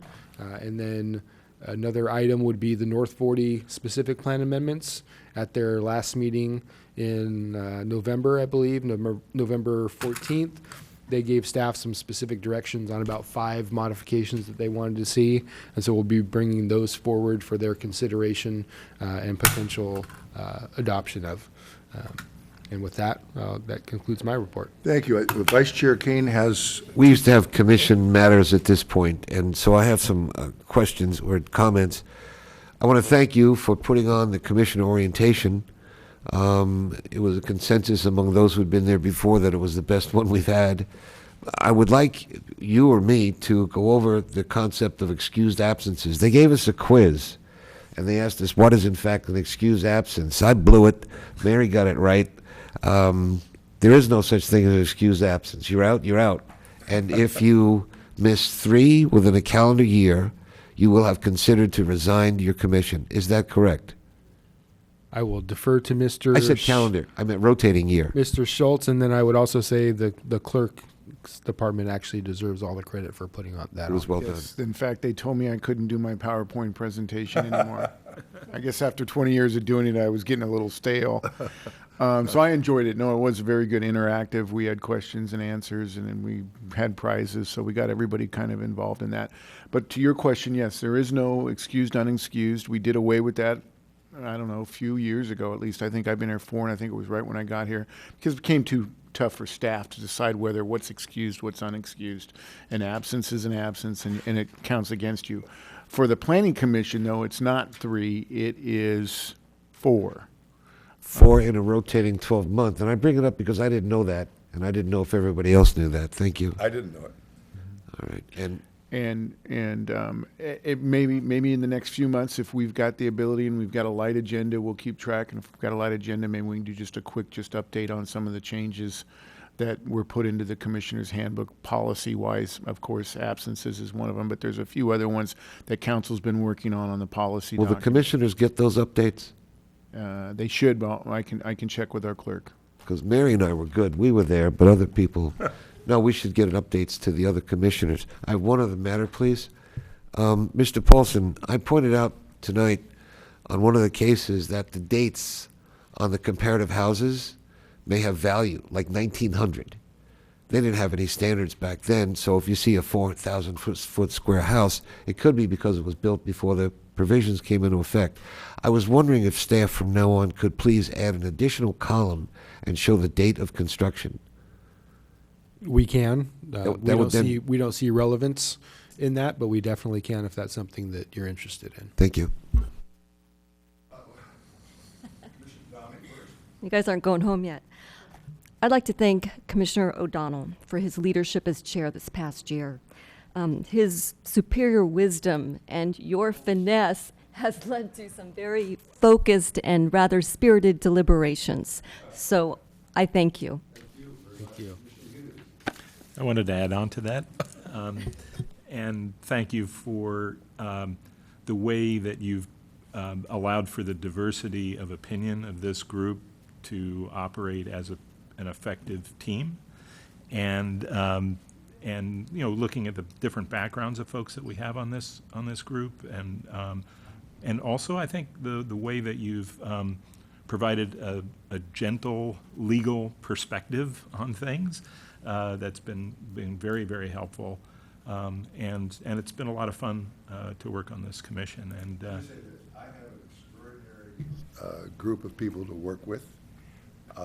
I believe the chair should always hear from the commissioners first, so it's a pleasure to do that because what you folks say is worth listening to. And I don't always agree with everyone, but it isn't because of the quality of what you're saying.